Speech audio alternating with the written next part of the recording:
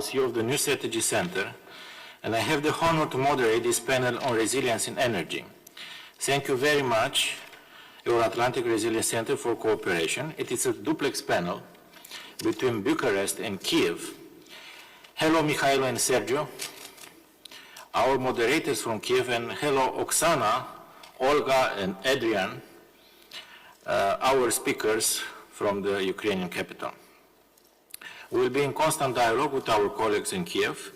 This panel includes two sections. In the first section, we'll have two video messages from the energy ministers of Republic of Moldova and Romania. And in the second sections, we'll have intervention of our experts from Bucharest and Kyiv, and of course, a Q&A session. This debate, it's about energy, about solidarity and resilience. We will discuss how Ukraine has managed to maintain resilience in the face of Russian bombings that have damaged critical energy infrastructure, to maintain a good level of morale, how the Republic of Moldova have resisted Russia's blackmail on energy field. And on the other hand, we'll see how EU has managed its dependence on Russian gas.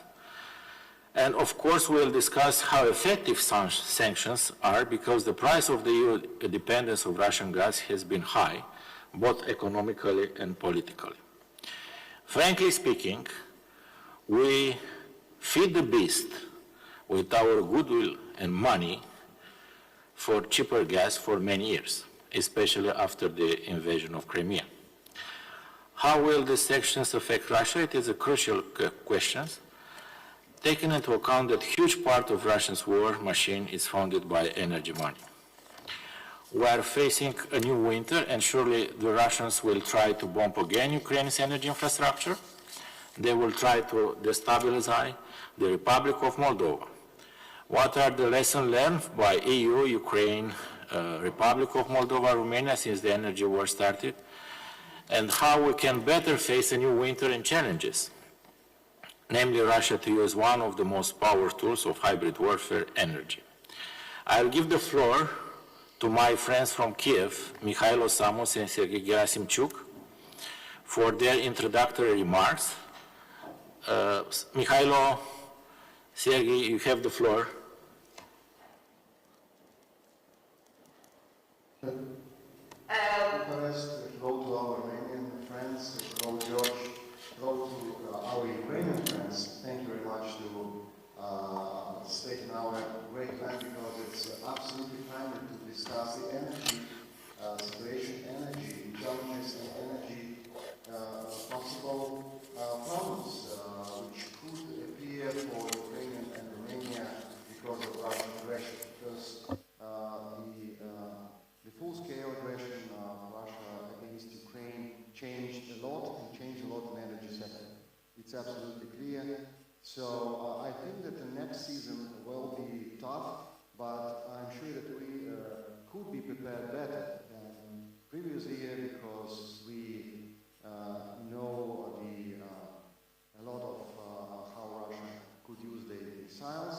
We know how Russia can use the energy instruments against our countries, and that's why we could be and should be prepared better for this season. And I'm sure that such events will create a basement, create the conditions to be prepared better to our next autumn, winter, and spring, I would say, because our Ukrainian soldiers will fight, and we're sure that Ukrainian armed forces will fight, and Ukrainian people will fight against Russia. But we should be clear that energy, economy, very important in this case, and to support Ukrainian soldiers on the battlefield, that Ukrainian economy, Ukraine as a system, as a state, as a nation, should be strong, not only on the battlefield, but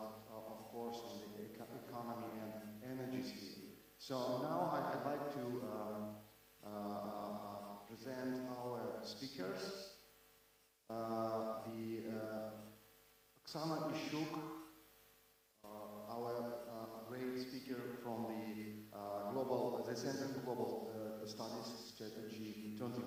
It's a pretty famous center, and Sana will give us some understanding of the critical energies touching Ukraine and analysis, of course, of the events of the past and the future. We have the Andrian Prokip, Dr. Andrian Prokip from the Institute for the Ukrainian Institute for Future. He will give us the forecast of the situation. And Sergiy, continue, please. And my name is Sergiy GERASYMCHUK.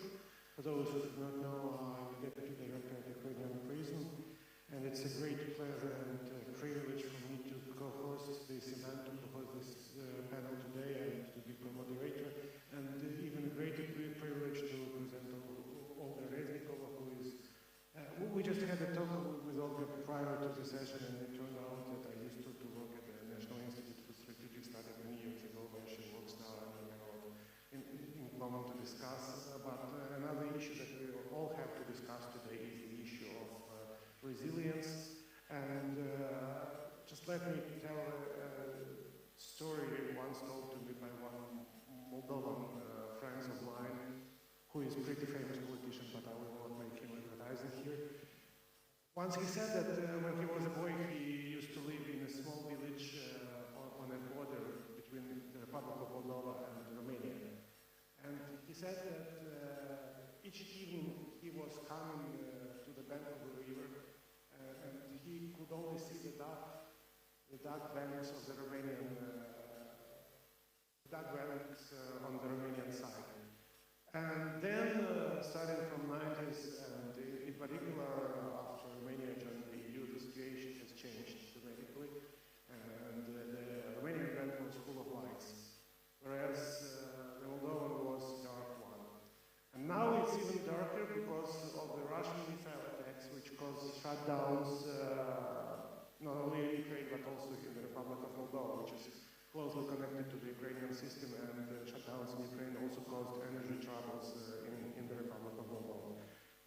And that is why the challenge that Ukraine faces is not only the challenge for our nation, but also a regional challenge. And that is why one of the paragraphs, the third paragraph of the Zelensky peace formula says that energy security is extremely important, and energy plants and lines and critical infrastructure cannot be subject to attacks and should be protected. And that's one of the goals that Ukraine tries to reach by cooperation with our partners. And I'm really delighted to say that we can see a significant progress in trilateral dialogue between Ukraine, Romania, and the Republic of Moldova. And what has started as the meeting of ministers Popescu, Aurescu, and Kuleba in Odessa now is turning into a further well-developed cooperation. And just recently, Prime Minister Cholaku announced that hopefully in October we'll have a joint meeting of our governments. And unless we have this meeting of the governments, which I believe will provide a lot of solutions and decisions, I would like to pass the floor to the Ukrainian Energy Minister, Mr. GALUSHCHENKO, for his presentation, which is recorded. Thank you, dear friends, for your kind words. I want also to present our Romanian speakers and German speakers, okay, here in Bucharest. I begin with Mr. Tudor Constantinescu, Principal Advisor to Director General for Energy, European Commission. And also we have together with us Mr. Andrei Covatariu, Co-Chair, Digitalization and Energy Task Force, Vice Chair Group of Experts on Energy Efficiency, United Nations Economic Commission for Europe. Welcome, sir. And as I mentioned, our good friend, Mr. Christian EGENHOFER, Senior Research Associate, School of Transnational Governance, European University Institute, Florence, Italy, and also Associate Senior Research Fellow, Center for European Policy Studies, very influential think tank in Europe. Thank you very much for being here, dear Christian. We'll start with two recorded messages. As I mentioned, first of all, let's see a message coming from Chișinău, from Mr. Minister of Energy of Stimați miniștri, stimați participanți la forum, doamnelor și domnilor, în ultimii 2 ani toată Europa se confruntă cu provocări în domeniul energetic și a trebuit să demonstreze, să mobilizeze enorm pentru a demonstra că putem rezista în fața unor asemenea crize. Republica Moldova, la rândul său, a fost și mai vulnerabilă și mai expusă în acest sens, pentru că, dincolo de faptul că nu avem resurse energetice proprii, surse primare de energie proprii, nu aveam nici experiența necesară de a lucra cu alți furnizori. Eram dependenți de singurul furnizor de gaze, Gazprom, și de energie electrică livrată tot din stânga Nistrului pe baza acestui gaz livrat de Gazprom. Ceea ce vreau să fac cu această adresă este să arăt cum noi, în Republica Moldova, în ultimii 2 ani, am făcut față acestor provocări, care au fost realizările atinse, unde ne aflăm și încotro ne mișcăm pe viitor. În primul rând, reziliența energetică, ca și securitatea energetică, de altfel, se bazează sau are 2 aspecte distincte, are 2 aspecte principale. Aspectul tehnic, cum asigurăm că această energie ajunge la consumatori, că ea ajunge în țară, la consumatori, și 2, aspectul economic, cum ne asigurăm că economia, consumatorii fac față prețurilor pentru această energie și își pot permite să achite aceste prețuri, aceste servicii energetice. În Republica Moldova, noi, fiind, așa cum am menționat, dependenți 100% de gaze de la Gazprom până în 2021, eram practic întotdeauna vulnerabili la acțiuni unilaterale din partea acestui furnizor. Noi, în octombrie 2021, ne-am confruntat brusc cu faptul că Gazprom a refuzat să livreze o parte din volume și a refuzat să prelungească contractul, impunându-ne să trecem la prețuri spot, de fapt, la acea etapă. Timp de o lună s-a negociat, am reușit să obținem o formulă de preț ceva mai echitabilă, dar din start am înțeles că trebuie să căutăm soluții pentru a ne diversifica sursele de furnizare. Deja în 2023 pot declara cu mândrie că nu doar că am reușit, nu doar că am trecut peste prima iarnă. Din decembrie 2022 deja nu mai procurăm gaze naturale de la Gazprom pentru teritoriul controlat de autoritățile constituționale, pentru că, așa cum bine știți, în Republica Moldova mai avem și o parte din teritoriu care nu controlăm, o regiune separatistă numită regiunea Transnistreană. Păi, în această perioadă, nu doar că am reușit să procurăm gaze din alte surse, am procurat toate gazele integral de pe piața europeană. Nu doar că am reușit să facem acest lucru la un preț mai ieftin decât conform formulei pe care Gazprom am semnat un contract cu Gazprom. Dincolo de asta, am reușit creând sau capacitând compania de stat Energocom, care a devenit principalul instrument prin care noi ne-am asigurat securitatea livrărilor atât de gaze cât și de energie, a fost prima companie care a utilizat comercial, inclusiv interconectorul de gaze între Grecia și Bulgaria. Energocom a fost compania care pentru prima oară a utilizat în regim comercial fluxul revers pe gazoductul transbalcanic. La fel, Energocom a fost prima companie care a reușit să aducă gaz pe toată ruta din Grecia, Bulgaria, România, Republica Moldova, tocmai până în depozitele subterane de gaze din Ucraina de vest. Astfel, noi, practic, am creat o nouă rută, am pilotat o nouă rută prin care gazele din partea de sud a Balcanilor, din Grecia, au ajuns în Europa Centrală, în depozitele subterane din Ucraina.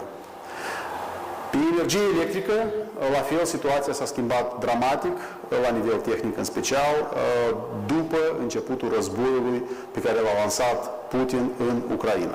Puțină lume cunoaște, dar pe 24 februarie, atunci când a început războiul, cu câteva ore înainte de începerea acestui război, sistemele electroenergetice din Ucraina și Republica Moldova s-au deconectat, s-au decuplat de la fostul sistem electroenergetic sovietic, IPS-UPS, și au funcționat în regim de testare, se preconiza să fie asta în timp de vreo 3 zile, au funcționat în regim izolat. Deci au fost debranșate atât de sistemul IPS-UPS fost sovietic, cât și de la sistemul ENTSO-E al Uniunii Europene. La câteva ore după ce s-a produs această deconectare, Putin a lansat atacul său, știind foarte bine că acesta era cel mai vulnerabil moment în care se afla sistemul energetic din Ucraina și Republica Moldova.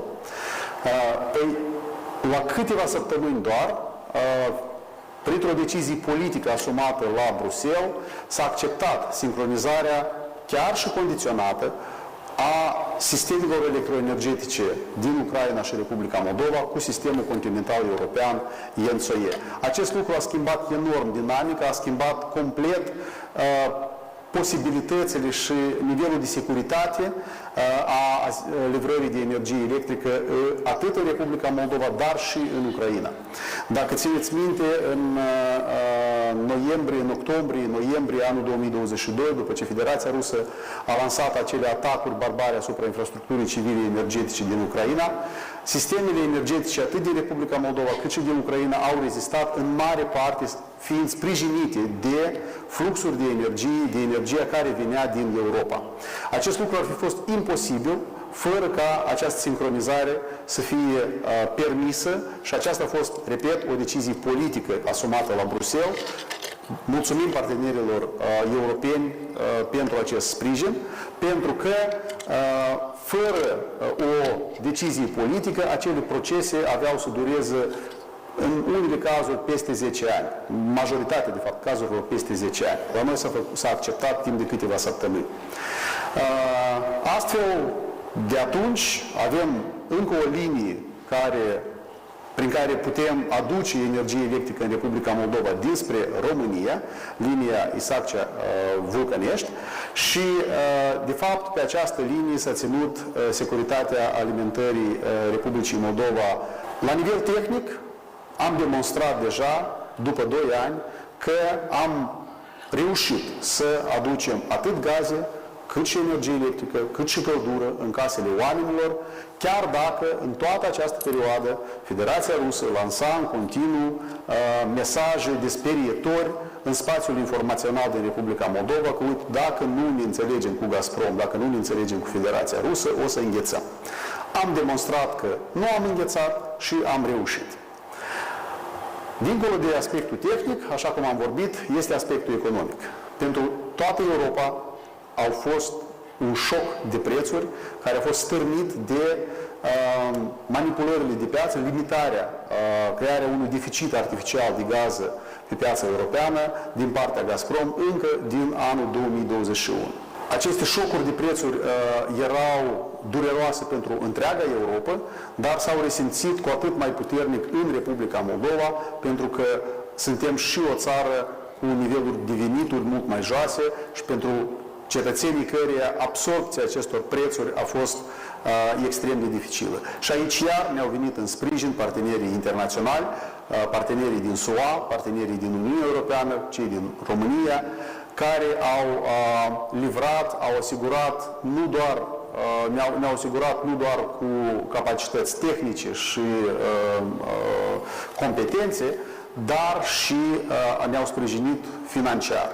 În acești 2 ani, datorită în mare parte sprijinului internațional, datorită capacității de mobilizare interne enorme a cetățenilor, a economiei noastre, am pășit într-o cu totul altă eră, atât din punct de vedere a securității energetice, cât și din punct de vedere politic. Acum, practic, putem sigur că parcursul nostru european este nu doar opțiunea, nu doar alegerea corectă, dar și cred că putem să-l facem irreversibil. Vă mulțumesc tuturor și urez ca acest for să se desfășoare și să încununeze cu succes și să avem cât mai multe istorii de succes care să inspire și pe ceilalți din jur și să ne arate încă o dată că există viață și după gaz rusesc în Uniunea Europeană. Okay, and now we'll see the second video message from Romanian Minister of Energy, Sebastian BURDUJA.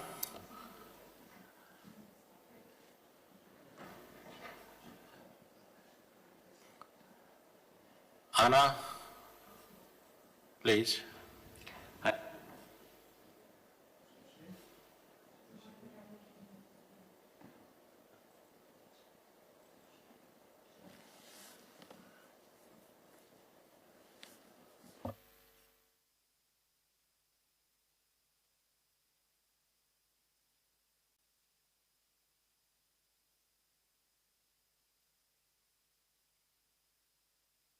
Hi everybody, I'm Sebastian BURDUJA. I'm the Minister of Energy of Romania, and I'm proud and very honored to join you for the second edition of the Euro-Atlantic Resilience Forum. The Black Sea region is a critical region for Romania, and that's been the case for many years. In fact, that has been our message in foreign policy to strategic partners across the ocean in the EU. Pay attention to the Black Sea, and indeed, today, more than ever, we can say, we told you so. The Black Sea region is important not just because of the Russian invasion of Ukraine, it's important also because of its energy potential. And indeed, we have planned very strategic investments in the Black Sea. For one, the Black Sea Oil and Gas Company of the Carlyle Group is already exploiting gas in the Black Sea, in the near shore, and it's putting into our network every year over 1 billion cubic meters of natural gas.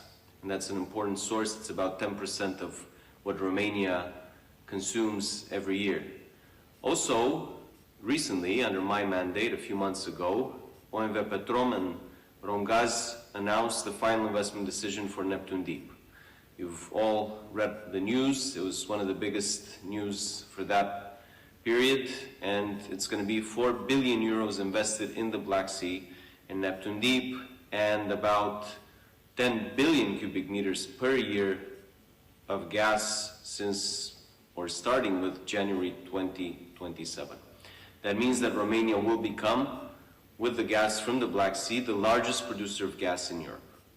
All these investments need to be protected, they need to be secure, and also there should be a predictable climate for investors. Right now, we're working on the final draft of the offshore wind law, which will be put forth for government approval in the next couple of weeks.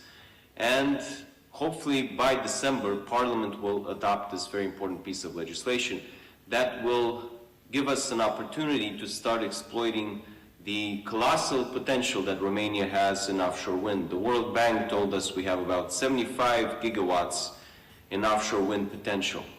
At least some of that, a few gigawatts, we should try to exploit and put into operation by 2030. Needless to say, for all this to happen, for all these investments to run their course, we need to ensure that the Black Sea on the Romanian side is a secure, it's predictable, it encourages investment, it protects these investments. We've already had many conversations with the Ministry of Defense and with the entire national security community to make sure that this is indeed the case, that Romania is protecting its investments, current ones and future ones, giving investors, again, this predictability, this confidence that they can invest in the Black Sea in a way that will guarantee a fair return of their investment. The Ministry of Energy will continue to be actively involved in these issues. I very much look forward to the conclusions, to the insights that will emerge from your conversations, from your debates I wish you a lot of luck, and as always, the door is wide open at the Ministry. We look forward to your feedback. Hi, everybody. I'm Sebastian. Thank you very much. I'm the Minister of I think Energy you of have to Romania, stop and the I'm proud message. and very honored to join you for the second edition. I know of the that the Atlantic minister's speech is very important, but it's not necessary to put twice this message, okay? Thank you very much, the technical team. Okay, and now I suggest to start the debate. I begin with Mr. Tudor Constantinescu, as I mentioned, Principal Advisor to the Director General for Energy, European Commission. And I'd like to ask you, sir, to address how the EU has prepared for winter, what support it has given to Ukraine and the Republic of Moldova, and what lessons have been learned from last winter. You have the floor. Thank you. Thank you very much, Mr. SCUTARU. Thank you very much for inviting me here today. Bună ziua. I'm very pleased to be with you and to contribute to this discussion also from the perspective of the European Commission of the Director General for Energy. Now, let me recall, first of all, that indeed 1 year ago the EU faced the challenge of war and the worst global energy crisis in decades. But as you know, our focus was already on the implementation of the European Green Deal. And one should realize that the Green Deal, which was a strong commitment to long-term decarbonization, the commitment of our President von der Leyen to make Europe the first carbon-neutral continent by 2050, meant also more ambitious targets for energy efficiency, for renewables, for greenhouse gas emission reductions by 2030. And de facto, this meant also not only to accelerate decarbonization, but a strong push for investments and for modernization of the energy infrastructure in Europe. And this came therefore extremely important, and in a way, if you want, anticipating any potential crisis we could have had in the energy system. But now, for the first time ever, a neighbor of the EU came under attack, and energy supplies were weaponized by Russia, as we all know. And we saw unprecedented effort by EU member states, including Romania and all Eastern Europe, our industries, our citizens. So we experienced, from the point of view of the society, a very strong unity in times of crisis, and we saw deeper cooperation with trusted and reliable international partners. Immediate action was needed, first of all, to save energy. So the first reaction after also the Russian invasion was to put in place this Repower EU plan with the objective of getting rid of the dependence of fossil fuels from Russia, in particular gas, well before 2030, hopefully 27. But in any case, the number of measures which were taken were short-term and medium-term. First of all, to save energy, and this was clearly very important.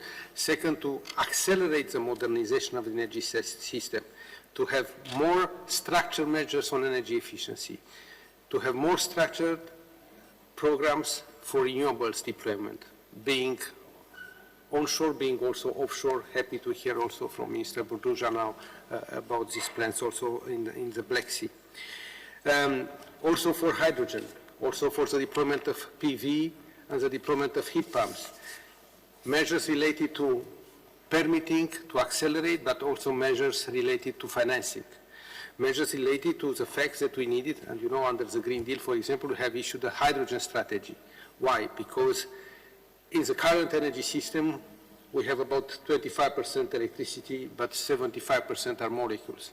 By 2050, we aim to reduce, of course, the energy demand, and the share of electricity to increase significantly to about half. But still, half of the energy system, even in 2050, will have to rely for industrial processes, for transport, for a number of applications, on molecules and not on electrons. And these molecules need to be decarbonized as well. So we'll have biogas. By the way, Repower has also a doubling of up to 35 billion cubic meters of biomethane by 2030, an important plan, and where countries in the region, including Romania, could have a potential important role. But also, we'll need synthetic gases, we'll need hydrogen. And this is very, very important, which will facilitate integration of larger share of renewables. Important to mention that in this context, we managed to conclude negotiations. I'm very happy to report on that of the Renewable Energy Directive, which has now very important targets for 2030, 42.5%, with an aspiration, if possible, to 45. And this means that we need to add about 1.5 times more wind and solar capacities by 2030. This is about 650 gigawatts, now having about 400 gigawatts in the EU. So, looking behind, the EU has succeeded in turning this crisis into a series of opportunities and has accelerated the energy transition, aiming to make Europe climate neutral by 2050. So, in just over 1 year, the Union moved from high climate ambitions to crisis response strategy, a strategy for growth and competitiveness. And now the European Green Deal is a dimension which is, and I'll refer to this, even more strengthened and brings about resilience in terms of manufacturing in Europe, in terms of dealing with critical raw materials, which are also an important dimension for our competitiveness, for our resilience, and for our security of supply. Over the past 1.5 years, we secured alternative gas and energy supplies from other, more reliable suppliers around the world, just to name first, of course, the United States, but also Azerbaijan and other countries. Pipeline and LNG gas imports from Russia to the EU have dropped significantly, from 45% in 2021 to around 15% by June. Key investments have also been commissioned in record time, including an additional 25 BCM on LNG imports, and this year, next year, 2024, we aim for other 45 BCM. By now, member states have already exceeded the EU targets of 95% gas storage, which is very important, and we also have managed to stabilize gas and electricity prices. In terms of measures and winter preparedness, the emergency measures were taken, of course, in times of crisis last year, and it was an urgency to deal with many things at the same time, and many around the table know this and witnessed this. Electricity prices now have decreased to less than about 80 euro per megawatt hour. We see the gas prices to around 35, maybe increased a little bit last weeks because of the strike in Australia and the impact on LNG. Now, but we are in a more manageable situation. Still, I have to say that energy markets are still fragile, and the equilibrium can be vulnerable, because if further cuts from Russia, for example, 10 BCM, which still received from pipelines, are cut, and if, for example, there is a cold, really cold winter, which means extra 30 BCM of gas needed, then we could face a challenge. So we need still to be prepared and to take the adequate measures. So therefore, to apply the solidarity regulation, which introduces a EU-level gas demand aggregation and joint purchasing for the first time, in particular for filling the storage, and the market correction mechanism, an instrument designed to limit prices in EU gas markets. It is activated only under certain conditions if EU virtual trading points go above a certain level, and if there are significantly above the LNG market price as well. Now, in terms of this winter preparedness, we also try to accelerate, and we have already. It was good that since spring already we came with the deposits filled in about 56%. Now we are at 94%, which is a record high. And this should stabilize also a bit the prices for gas. One should understand that with 100 BCM of gas storage capacity, we can also be more confident in terms of the electricity supply as well. We diversify our efforts and our routes, and also the LNG supplies. We do the joint purchases, and the aggregate platform plays an important role. I would like to mention here that the two first tendering rounds for this platform were highly successful, with more than 150 companies expressing interest, and we have about 29 BCM of gas demand aggregated, in the end contracts for 23. So it was a really success, and better than expected. In the future, we plan to use the platform also for hydrogen, to expand it. I would like to mention also, and to convey that indeed it was due to the prices, but it was also due to the commitment from the society, from the industry, but also from the private households to reduce the gas demand. We had this, and we'll maintain this 15% reduction objective. We achieved even 17% reduction in gas demand compared to the average over the last 5 years. Now, 2 words again about resilience, the other dimensions, the competitiveness of Europe, and here we speak about the Critical Raw Material Act, the Net Zero Industry Act, where we aim to produce about 40% of these new technologies in Europe. And this, I think, is a very important message for all the countries in the region. Manufacturing and industrial transformation go hand in hand with energy security and with the modernization and competitiveness of the economy, with the overall resilience and with the overall economic competitivity, which is key in the end of the day. We're also working now on European wind power package. This should be definitely very, very relevant for Romania as well. And we try to conclude a number of important directives, because we know 40% of the consumption of energy is in buildings, so we try to conclude this year on EPBD, also to reduce methane emissions, the methane pledge, the gas and hydrogen decarbonization package, creating the first regulatory clearly framework in this, and an electricity market design which puts much more emphasis in a world dominated by renewables and variable power on energy storage and on flexibility mechanisms for a proper remuneration and access to the network of these facilities. So this year we expect also the National Energy and Climate Plans, the revision of the National Energy and Climate Plans. So far about 20 have been received, so there are some delays, but we work with the member states on this. And we try to, in a way, this structured approach in terms of reforms, in terms of legislation, in terms of targets, in terms of policies, to spread it to the energy community, also to Ukraine and to Moldova.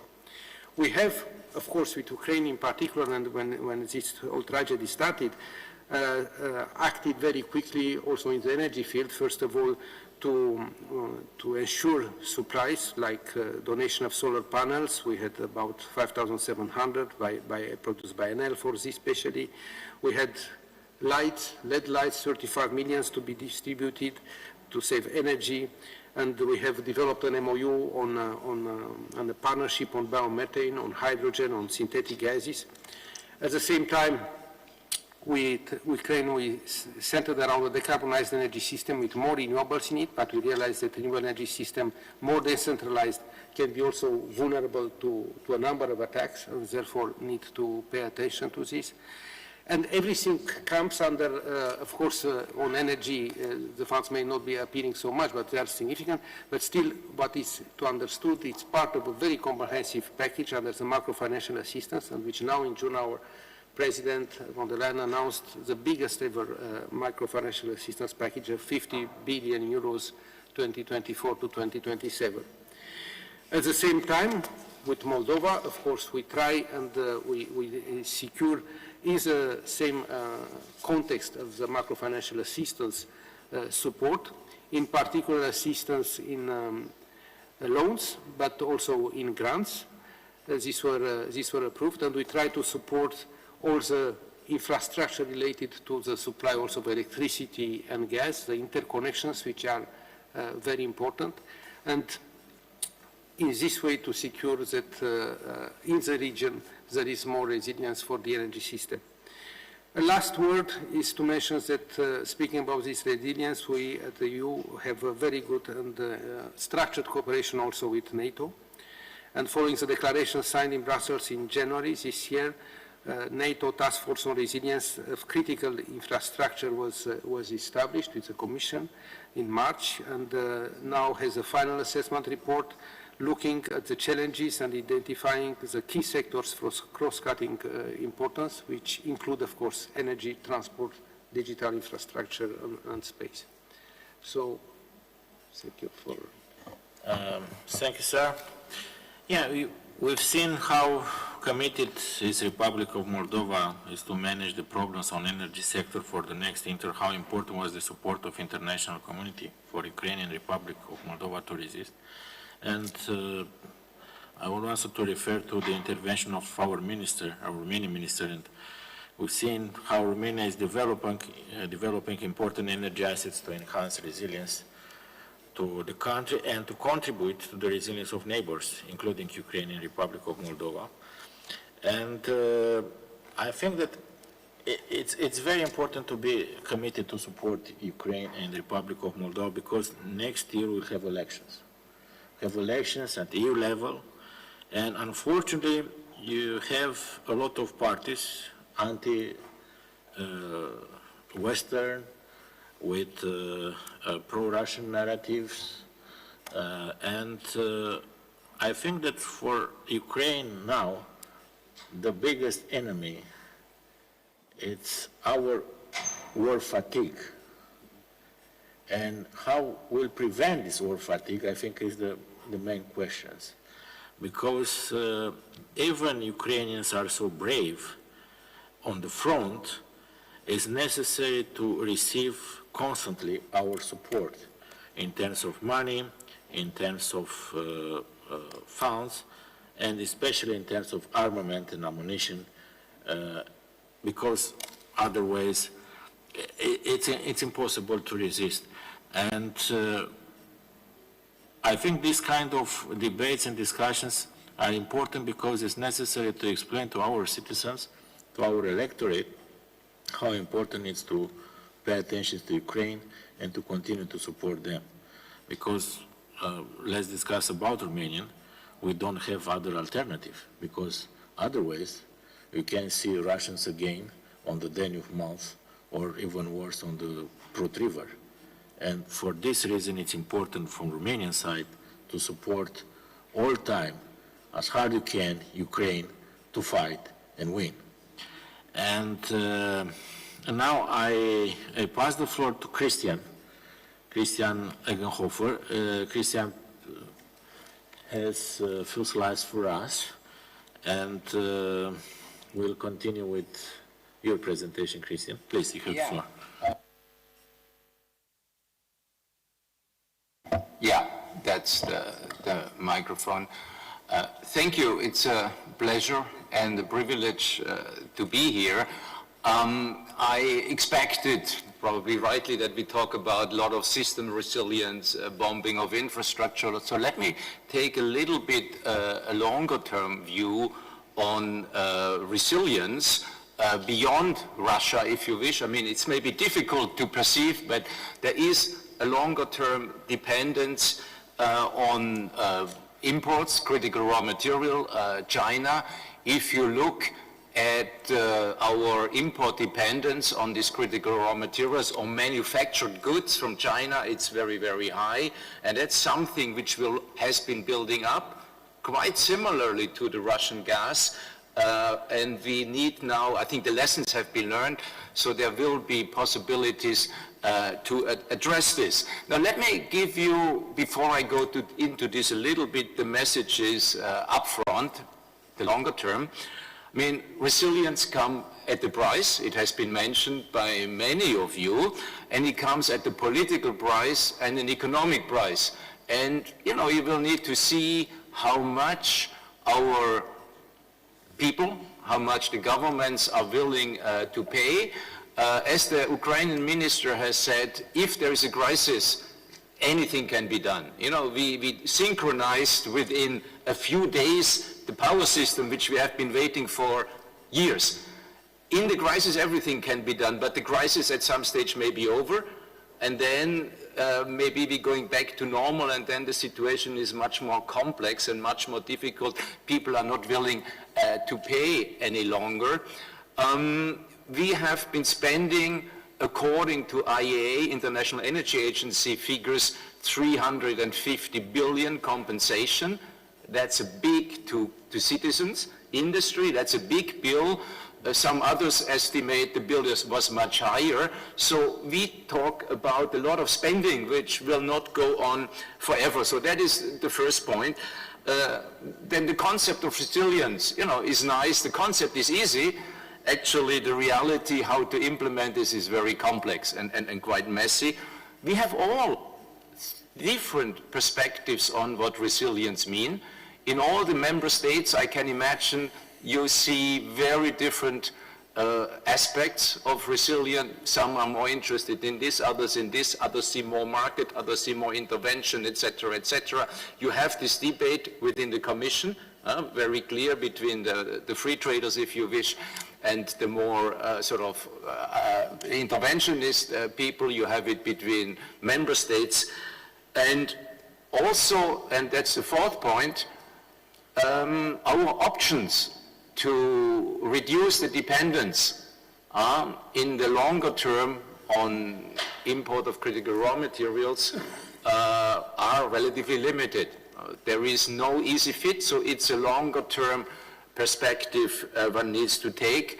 And then finally, maybe the most important part, we shouldn't give up on international cooperation, at least with the few friends we're still having. We should also not give up on international trade. There is a lot of sort of retreating and say, look, we need to do the stuff ourselves. We should not go too quickly. Just imagine the gas crisis. It resulted in a price crisis, but the volumes were there, and we could only get the volumes because of an international gas market. And that will be also in the future. So these are my key points. Now, when you look at this dependence on international, on critical raw materials, on energy, we have, of course, options, domestic sourcing, production, refining, and manufacturing. There will be a push to bring the supply chains back. Diversification is on the cards. It's a very long-term game and a complex one. Geopolitical. George is very much into this game. It's a lot of diplomacy, etc. We're building alternative infrastructures, alternative supply chains, partnerships.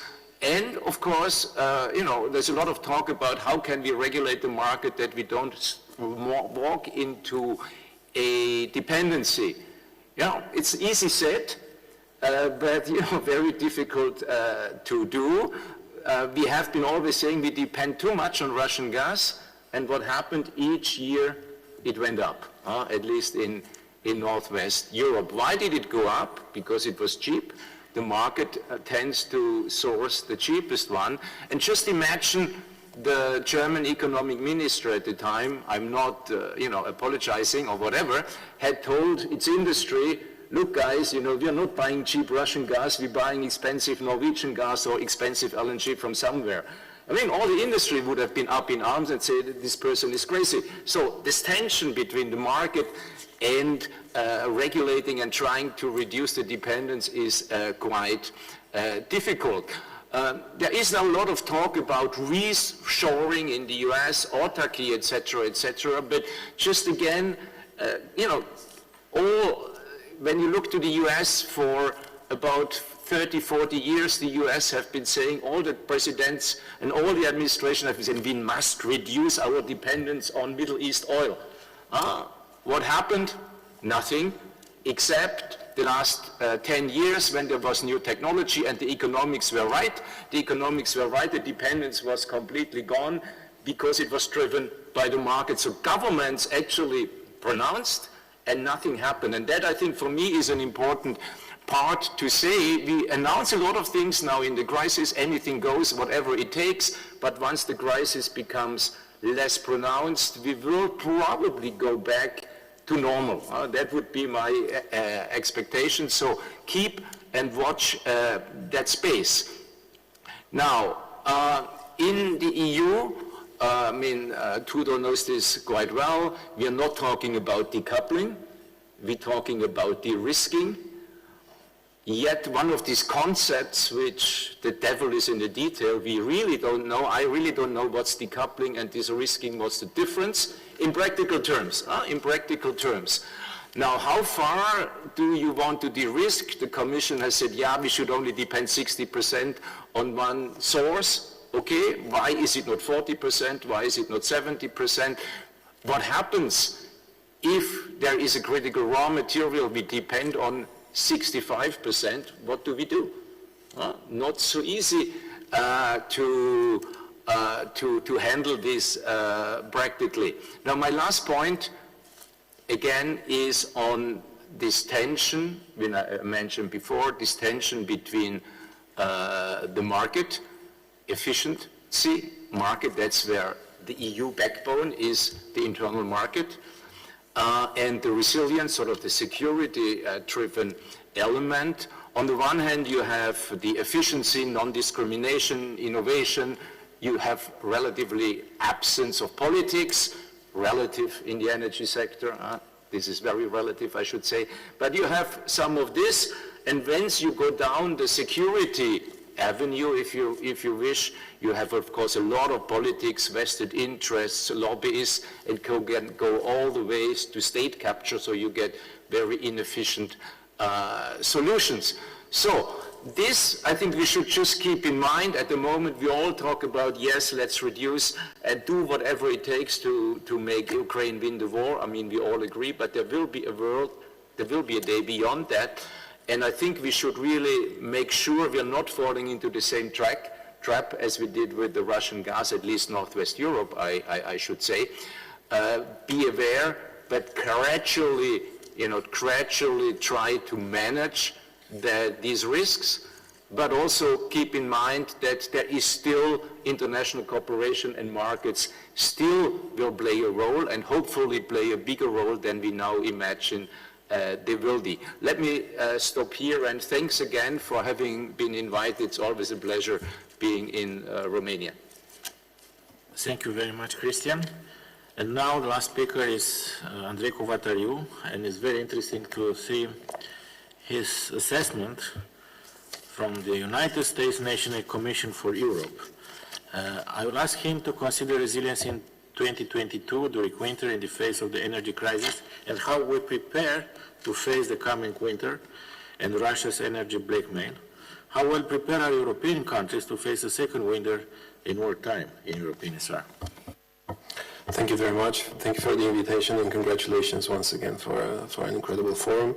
Just a short disclaimer from the beginning. This is my assessment as an independent expert, not necessarily endorsed by the UN or by UNEC. It's important to make the statement from the beginning.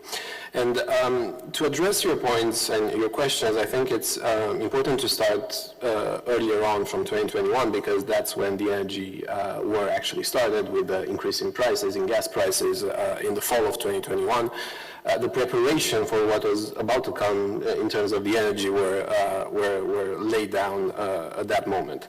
And then in February 2021, after the 2022, sorry, after the invasion, we all had to, I mean, here in Europe, we all had to readdress or reopen, if you want, something that was considered a bit rusty, a rusty concept of the energy trilemma and the energy security definitions.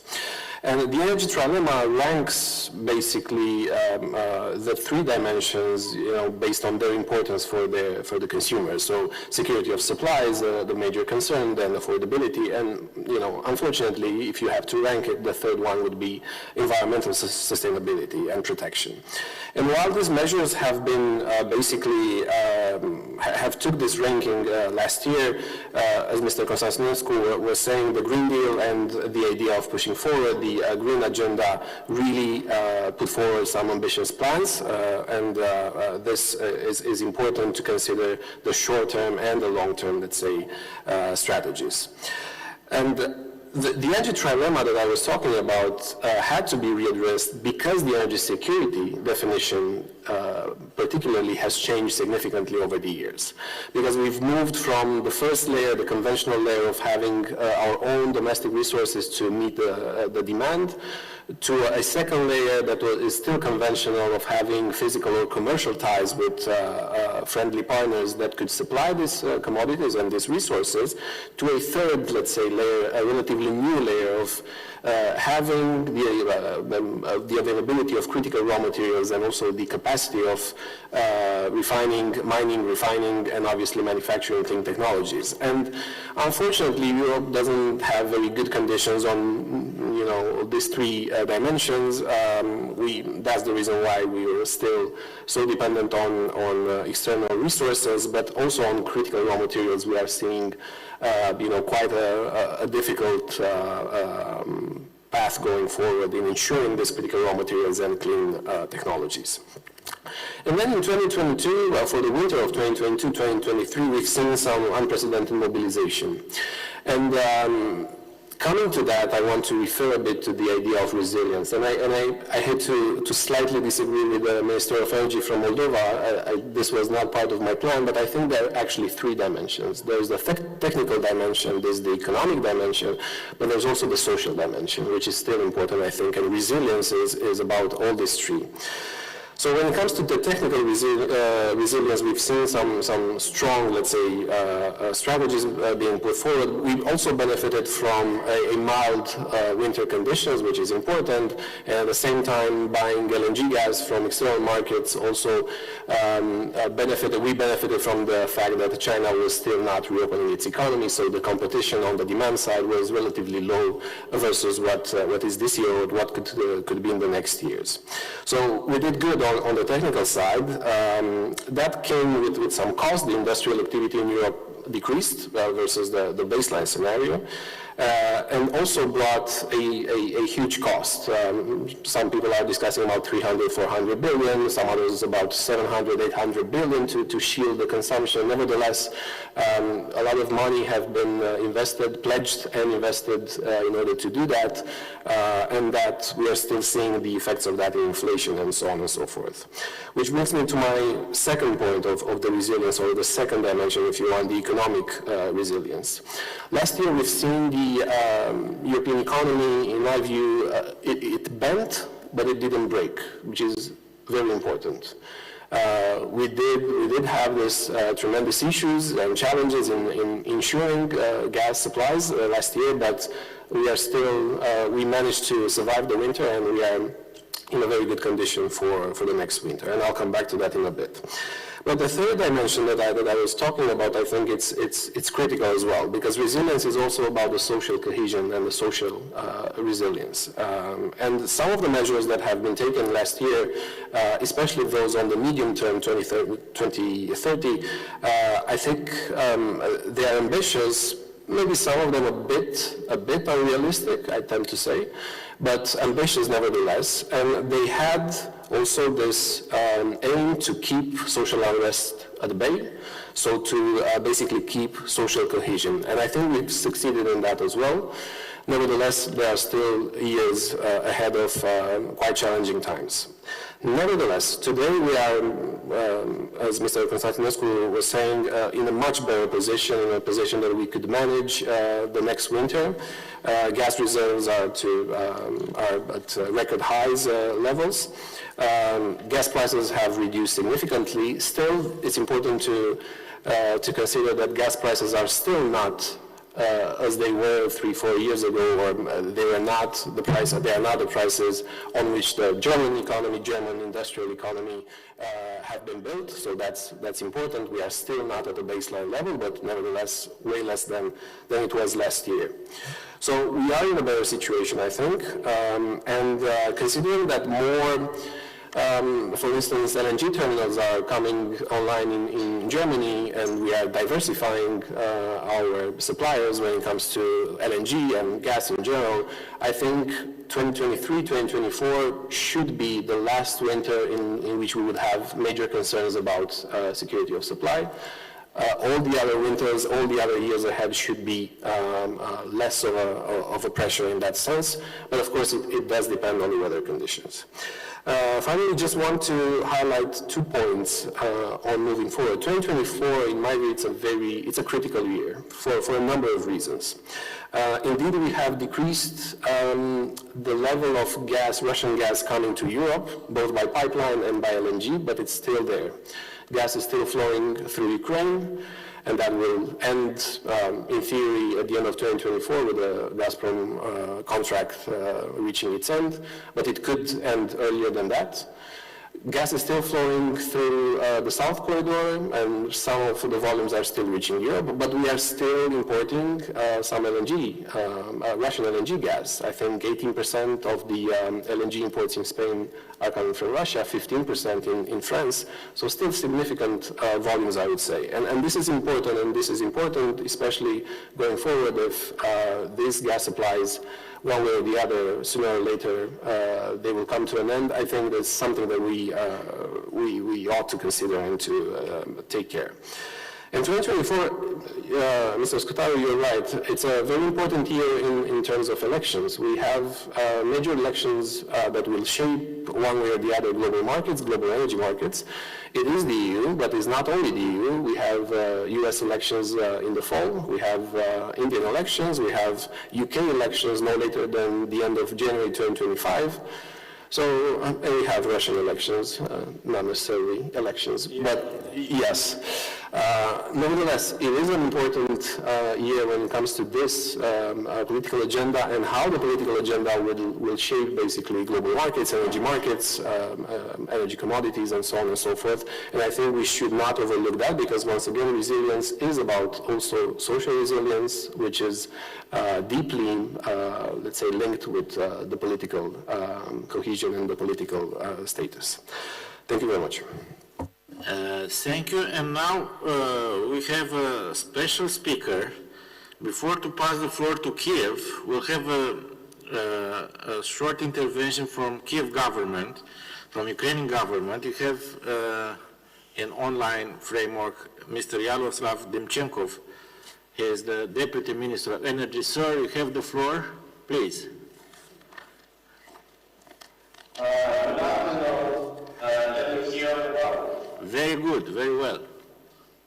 Dear participants, guests of the conference of this fourth meeting, thank you for the opportunity to address you on behalf of Energy Minister of Ukraine, Mr. GALUSHCHENKO. I want to deliver the message from Ukraine, Europe's second biggest nuclear country, which just only a few hours before this meeting was elected as a member of the governance board of IAEA, International Atomic Energy Agency. So thank you all of your countries for support which was provided to Ukraine. This is really important because today the future of the world is shaping Ukraine from the result-based order to energy transition and climate sustainability. Dear colleagues, today energy security and human development are interconnected as never before. Energy security has never played such an important role in our lives. And we really feel this in Ukraine when we have missile attacks, drone attacks, artillery attacks against our energy facilities, energy infrastructure. And energy security was never so fragile. During the last decades, humanity made outstanding progress in increasing operation safety in energy. We learned lessons from Chernobyl and Fukushima. We strengthened reaction protection, active and passive protection. With new safety standards in nuclear energy, security measures and innovations like small modular reactors, we can open a new page in human history, in a history of energy sector and receiving energy, how we use and how we produce energy for people, sustainability and affordability of this energy. Could be energy renaissance. It is important to reach climate neutrality. And at the same time, this is also important to help our people realize their plans, doing business, help our people have affordable electricity and power, and of course at the same time protect the environment. Green transition is not just a dream anymore. Even during a long period of time in Ukraine, we think about our future, green future, and when we are talking about the future of Ukrainians' energy sector, for sure we think about greener, sustainable, and more resilient energy. And this can be achieved with a broad use of renewables supported by, of course, also nuclear power that is safe.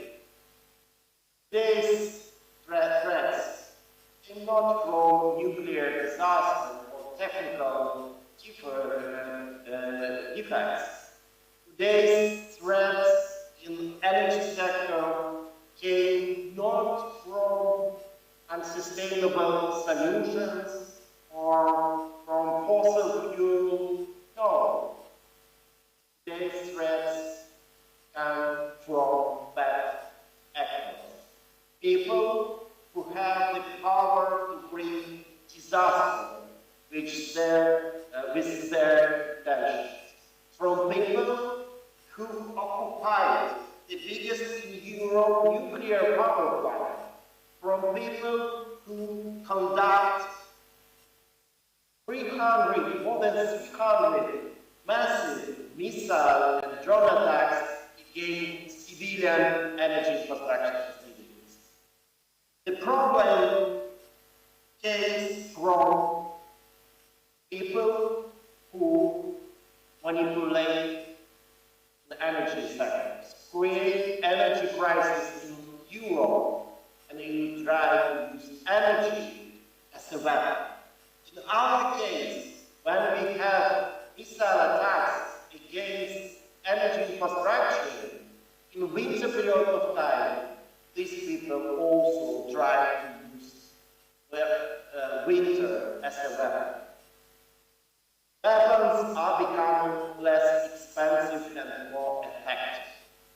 And new kamikaze drones, garage made drones, can bring destruction to a nuclear unit, to a solar PV station, to wind turbine, wind farms, and of course we should think about more protected and more peaceful energy future.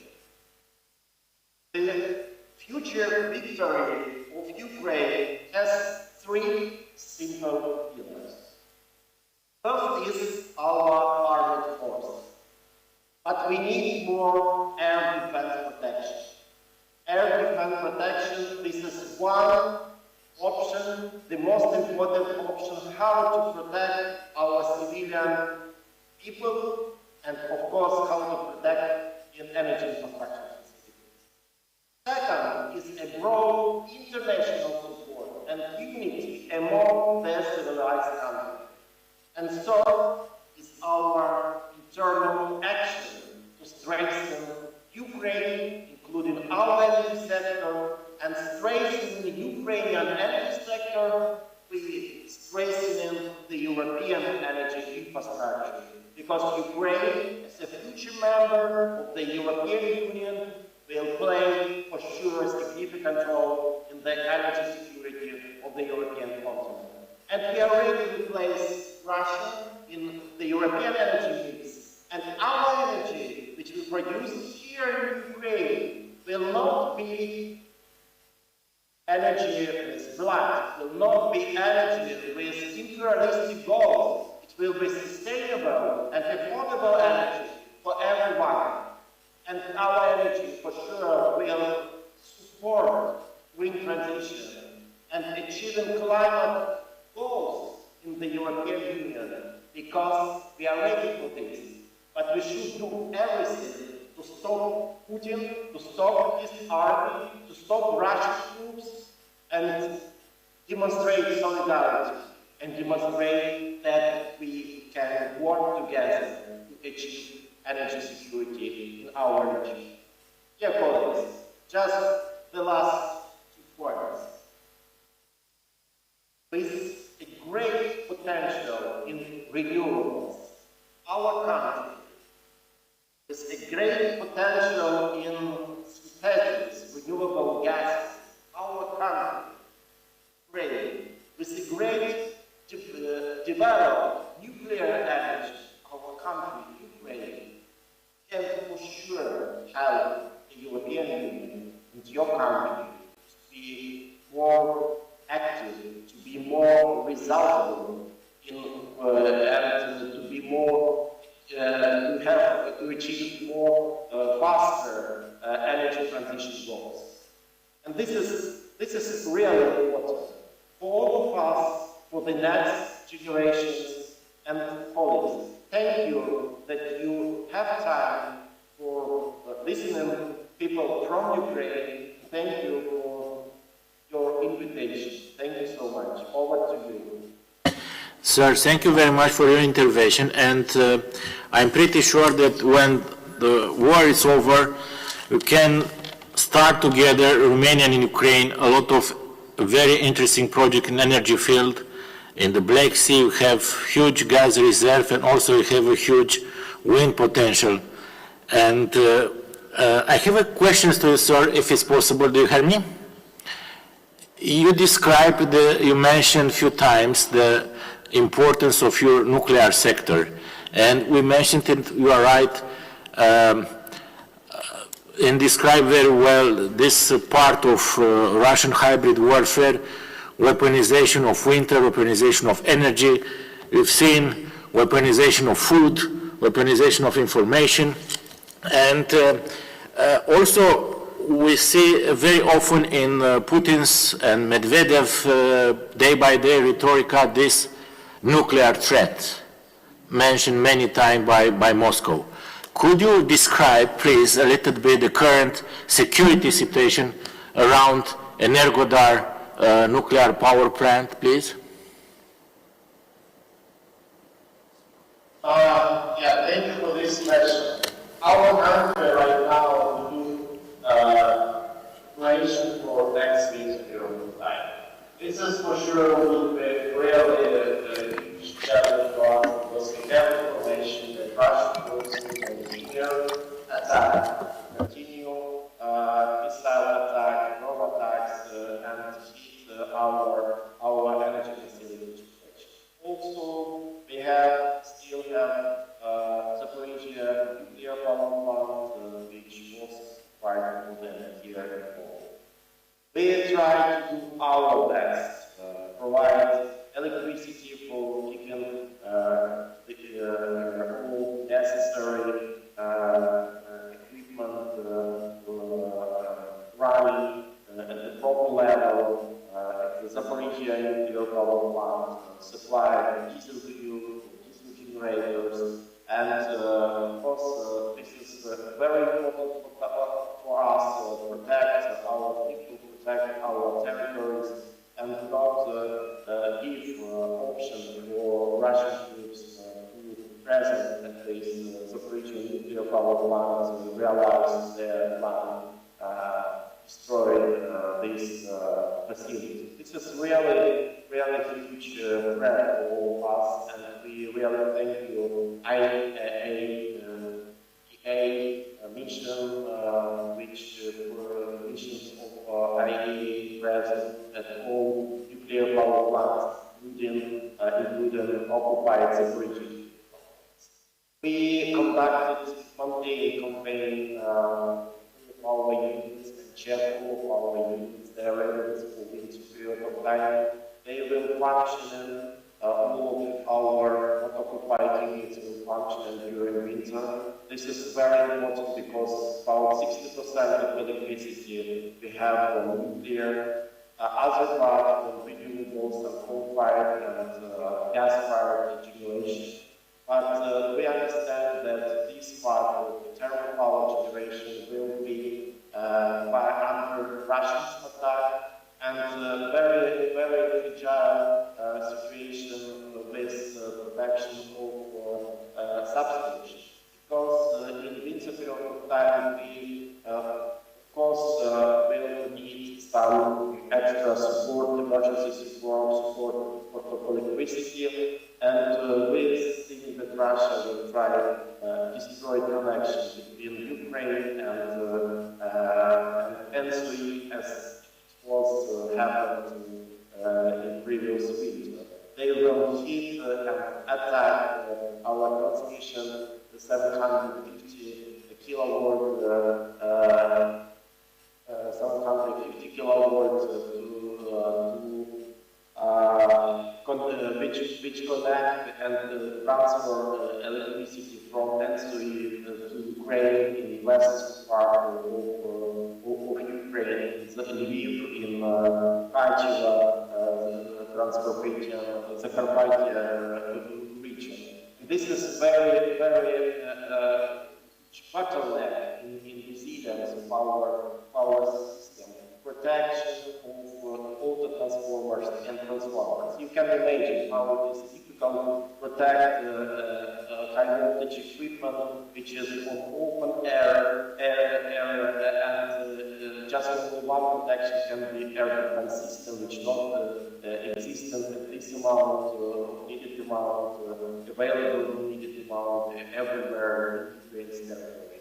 We also think how to decentralize energy systems because huge centralization of energy systems from Soviet period of time with big substations, with big auto transformer, high voltage transformer, this system connected with distribution system, with middle and low voltage auto transformer, very transformers, very resilient. And we, for future, think how to develop more decentralized energy system. Of course, this is not an issue for this period of time, but for this winter, important available capacity of nuclear, of thermal power plants, and partly weather-dependent generation, which is not sustainable during winter, and of course, available amount of gas for our stocks. And very huge challenge, this is equipment on stock. We have very limited piece of equipment, energy equipment, which will use to replace damage. And we ask our international partners rethink approach on supporting Ukrainian energy sector. Because during summer period of time, we discussed about this support. Now it's proper time to provide support for the electricity sector, including for funding for energy security fund created by Energy Unity, Secretariat, which these funds we use for needed equipment for energy sector. But we will try to do our best and stay alive during this winter. But the situation we are very fragile, and each active missile attacks could result of Russians could be very significant for the resilience of the energy sector and flexibility of the energy sector also. We have very good, by the way, we have very good line workers and engineers who can conduct a very huge mundane campaign. And the last but not the least, the issue of demand. We have a lot of mine territories and facilities in energy sector which previously was occupied by Russians. And demand activities in recovery, maintaining a very huge issue, and the mining energy sector will be also very huge challenge for cost for recovery and for recovery costs. What do you think? Sir, before to pass the floor to our colleagues from Kyiv, and maybe Mykhailo or Sergiy will have other questions to you, I want to express my deeply gratitude for your intervention, for your comprehensive intervention. I wish good luck and to be victorious in the battlefield, but also in the energy battlefield, because you have a very important role in Ukraine's victory against Russian invader. Дякую, пане Minister, and now I pass the floor to Kyiv. Thank you so much, George. Many thanks for the great starting discussion and lots of food for thought. And on our side, we also express the words of gratitude to all those who work at the energy sector, because what was done last winter was really great, and we proved to be resilient, and that was a real success, which I hope we will manage to repeat this year as well. And now, if we switch to Ukrainian speakers, I would like to give the floor to Ms. Oksyna Shuk, who represents here the very well-known and reputable organization dealing with energy but not limited to energy issues, Center for Global Studies Strategy 21. And I would like, the center is well-established and well-known institution which deals with many issues related to energy, and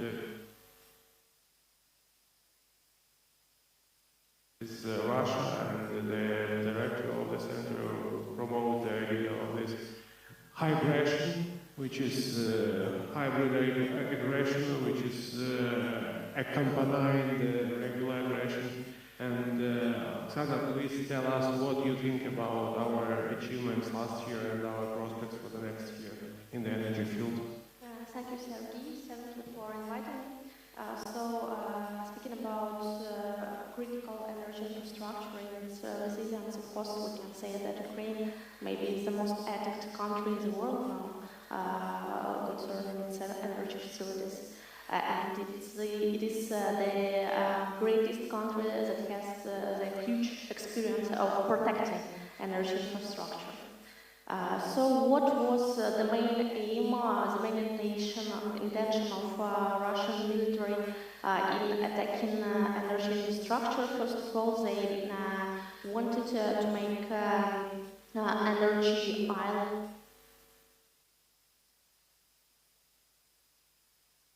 Smooth flow of energy from one region to another region.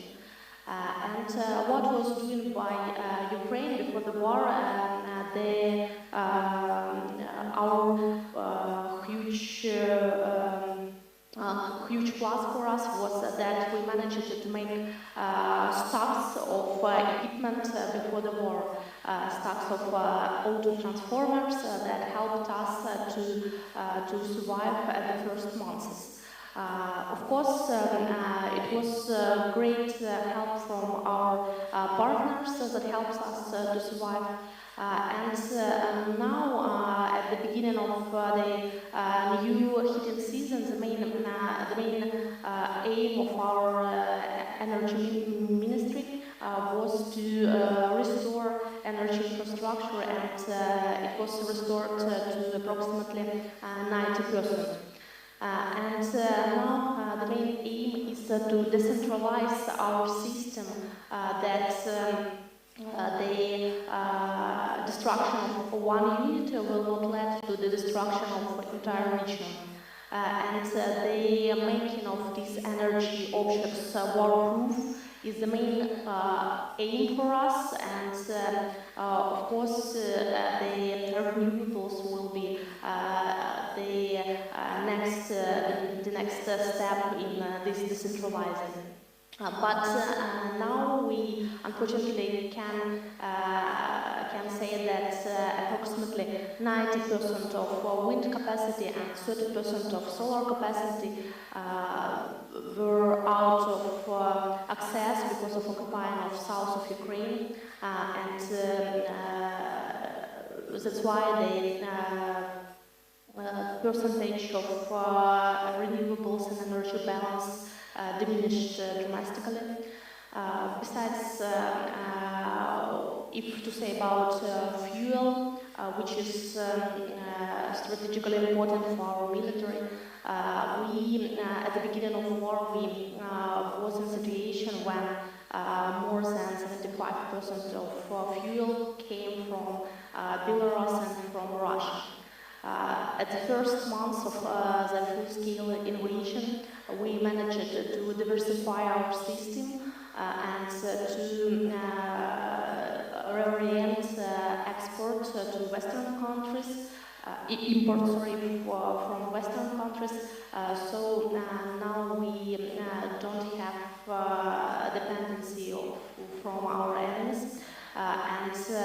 What was a revolutionary step in critical energy infrastructure, that now the fuel is stored in mobile depots and is delivered to Ukraine by road, because before this it was delivered by sea mostly and by railways.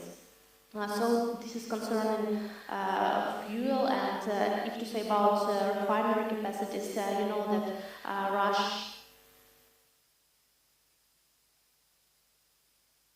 there are refineries. We had GERASYMCHUK refinery that was destroyed, and on 21st of September we had another attack on GERASYMCHUK refinery. Also we had 28 depots which was also destroyed by Russian attacks.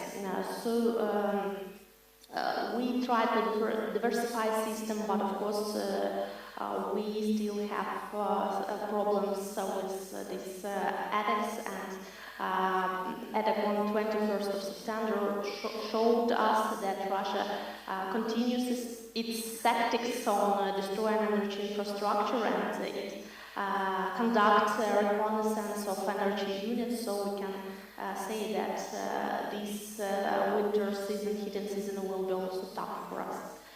But what is the privilege for us is that we have now more units of air defenses. It is much stronger than it was before.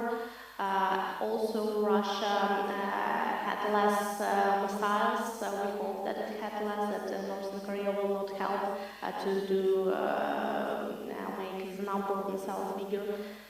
So we, at the beginning of this heating season, we are in much favorable position than it was at the beginning of another heating season. What important also in gas sector, for example, we are now sufficient for gas production. We had approximately 18.5 BCM of oil gas production, and consumption in Ukraine, you know, it has fallen dramatically due to the full-scale invasion. You know, the production has fallen from 30 to 40%. Consumption has fallen from 30 to 40%. So, taking into account the reserves in our gas underground gas storages, in the terms of gas, we would make prognosis forecasts that the things should go smoother than it was a year before, and than it was before the full-scale invasion. If you say about nuclear, you know that Zaporizhzhia NPP, which has produced almost half of nuclear power in Ukraine, now it is occupied, and in energy balance, nuclear power covered from 55 to 75%, depending on the day, depending on the season, depending on the consumption patterns, but it's ranged from 55 to 75. And the occupying of Zaporizhzhia nuclear power plant also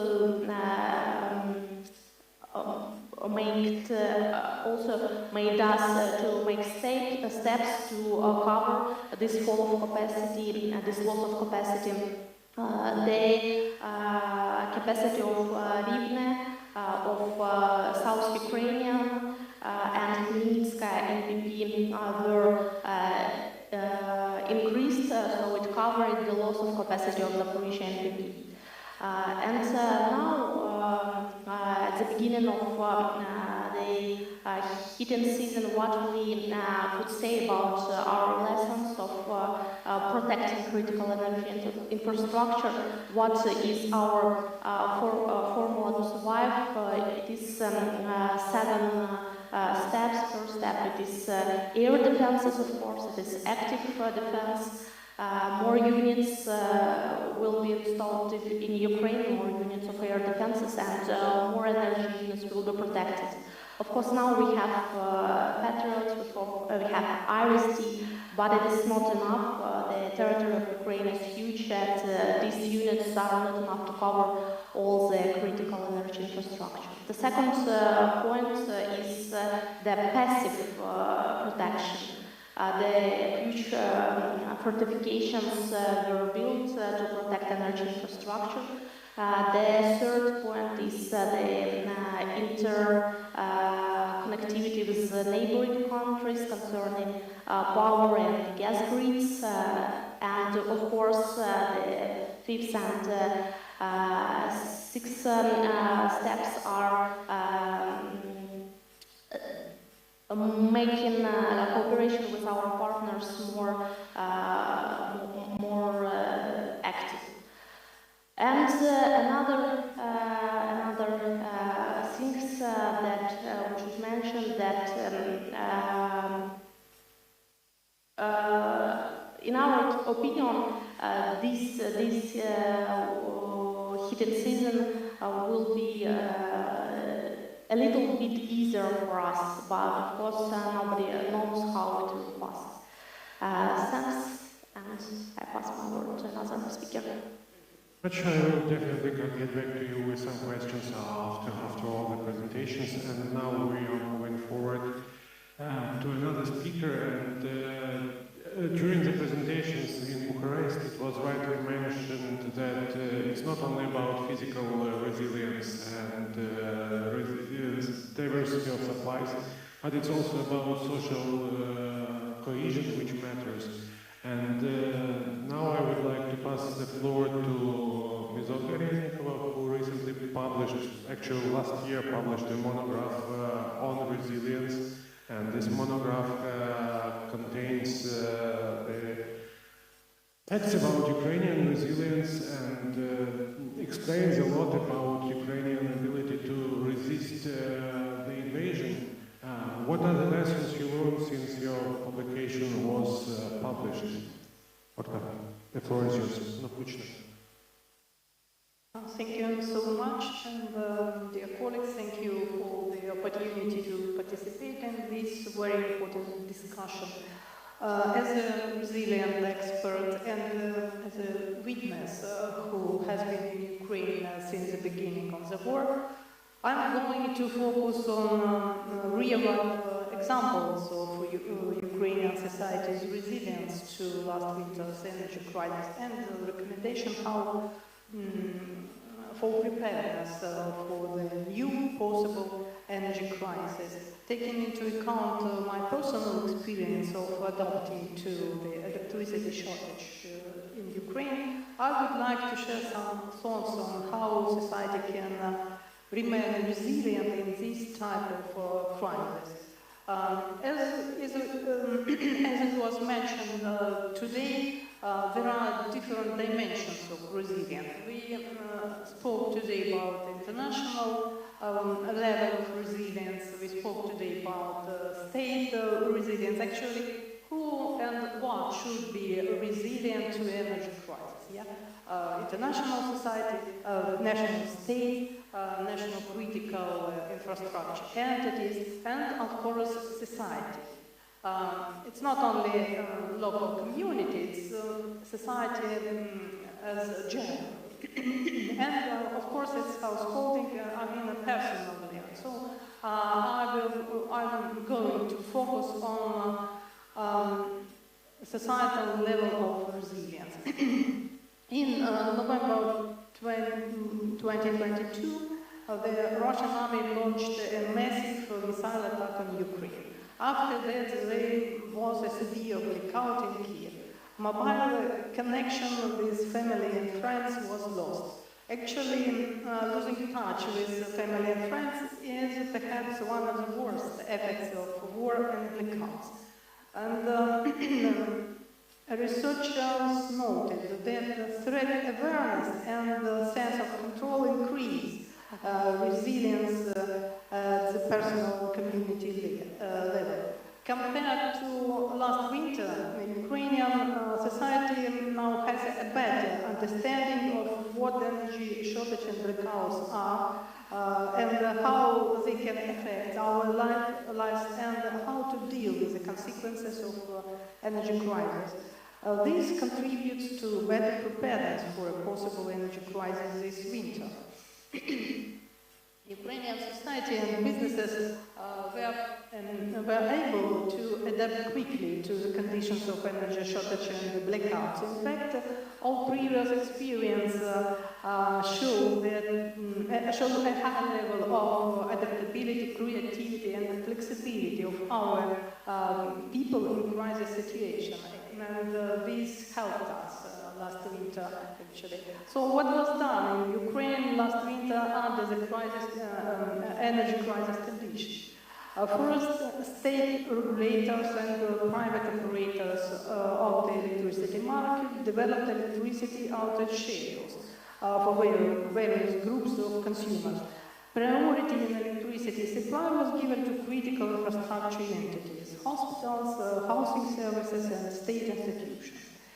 Basically, all of them were provided with electricity continuously, given that they had to have backup power sources. In applying blackout schedules for the rest of the customers, not critical infrastructure enterprises, it was important to respect a principle of fairness.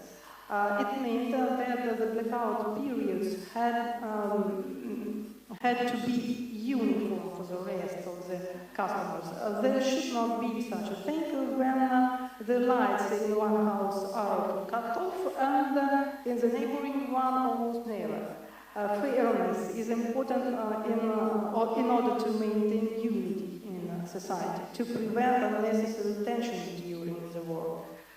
Second, local authorities contributed to reducing energy consumption by turning off street lights, stopping local trams and trolley buses and replacing them with buses. Local authorities and enterprises established so-called points of invincibility for people. There are areas in public places equipped with heaters, chargers for electronic devices, Wi-Fi, tables and chairs. People can use these places to organize a temporary working place, drink coffee or tea, have a rest for a time. During one of the blackouts in Kyiv, I saw a teacher who used the point of invincibility in a supermarket to teach online lessons to her students. This point of invincibility still exists and can be used very quickly this winter if it will need. Third, enterprises, organizations and households increased their level of energy independence. They bought mobile power stations, engine power stations, power banks, rechargeable lamps, light system, etc. Most of people adapted their work schedule and daily routine around the power outage schedules. For people who work with computer, working from home at night was widespread, not the exception. Responding to the government appeals, the population consciously reduced electricity consumption by about 10% last winter. This made it possible to overcome the energy crisis through joint efforts and not stop the functioning of the state and society. The lack of electricity had a significant negative impact on the mobile telecommunication systems functioning. To solve this problem, mobile operators introduced national roaming. Subscribers of one of the mobile operators could use another operator for free without changing their phone number. This measure helped improve communication, as it is critical for society to be in touch with the relatives, friends, business partners, and so on. To sum up, the adaptability of the Ukrainian state and society have been tested in war conditions. The measures taken allowed the population and businesses to remain resilient and continue functioning during the severe energy crisis. It was decisive that state government and local self-government in Ukraine operated continuously and maintained strong systemic ties during energy crisis. At the same time, strong links not only between the authority bodies but also between the authorities and the people helped to increase national resilience. Ukrainians have a high level of trust in the authority since the beginning of the war. This is an additional contribution to national resilience. The lessons learned contribute to increasing the preparedness of the Ukrainian population and businesses to further possible energy crisis. As it was mentioned, today Ukraine has a much more powerful modern air defense system. This reduces the risk of enemy missile strikes on Ukraine's energy entities in some regions, but there is still a lack of air and missile defense systems in Ukraine, and the energy system is still under great threat. There are several recommendations for how to increase societal resilience to a possible new energy crisis. First, preparedness should be based on awareness of the threats and ways to protect yourself, and a readiness to change your lifestyle in accordance with the new circumstances. Second, increasing the level of energy independence is important for households and businesses. They should have backup power sources, rechargeable light systems, and some stocks of necessary things, it's clear. Third, how government and how society approaches to national resilience are crucial. Preparing resilience plans is important, but there is a long and new process in Ukraine, and as I know, experts are working on this problem now. Fourth, the main risks for effective interaction between the state and society in Ukraine are corruption and lack of transparency. This can lead to a decrease in public trust in the authorities and threaten the unity of society in Ukraine. We realize this problem and we are fighting with corruption. Fifth, psychological fatigue as a consequence of war extension. Blackouts can enhance it. Under these circumstances, psychological assistance to the population will be very useful. Fifth, the use of new technologies to prevent the consequences of the energy crisis in different fields is useful. For example, GPON technology. This is a passive optical access to the internet, the main advantage of which is energy independent. When using this technology, power outage will not affect your internet usage very much. And seventh, in the case of Ukraine, international assistance to overcome the energy crisis is extremely important. Let's remember that we are fighting against the overwhelming enemy forces. This is not only a question about money, this is about human lives. So this, I think, this concludes my speech. Thank you so much for your attention, and thanks to everyone who supports Ukraine in this difficult time. Thank you so much. Thank you very much, Olga. You remind about the personal responsibility of every Ukrainian citizen to check the backup flow station at home, maybe stopping station, maybe batteries for internet routers, and etc. Because everybody is responsible for our resilience as a state, as a nation, and on a personal level, it's very important to avoid all possible blackouts on even the business, even all of our activities for Actually, we are approaching to the end of the expert sessions, both from Romania and Ukraine, and it's logical to pass the floor to representative of Ukrainian Institute of Future. Adrian Prokip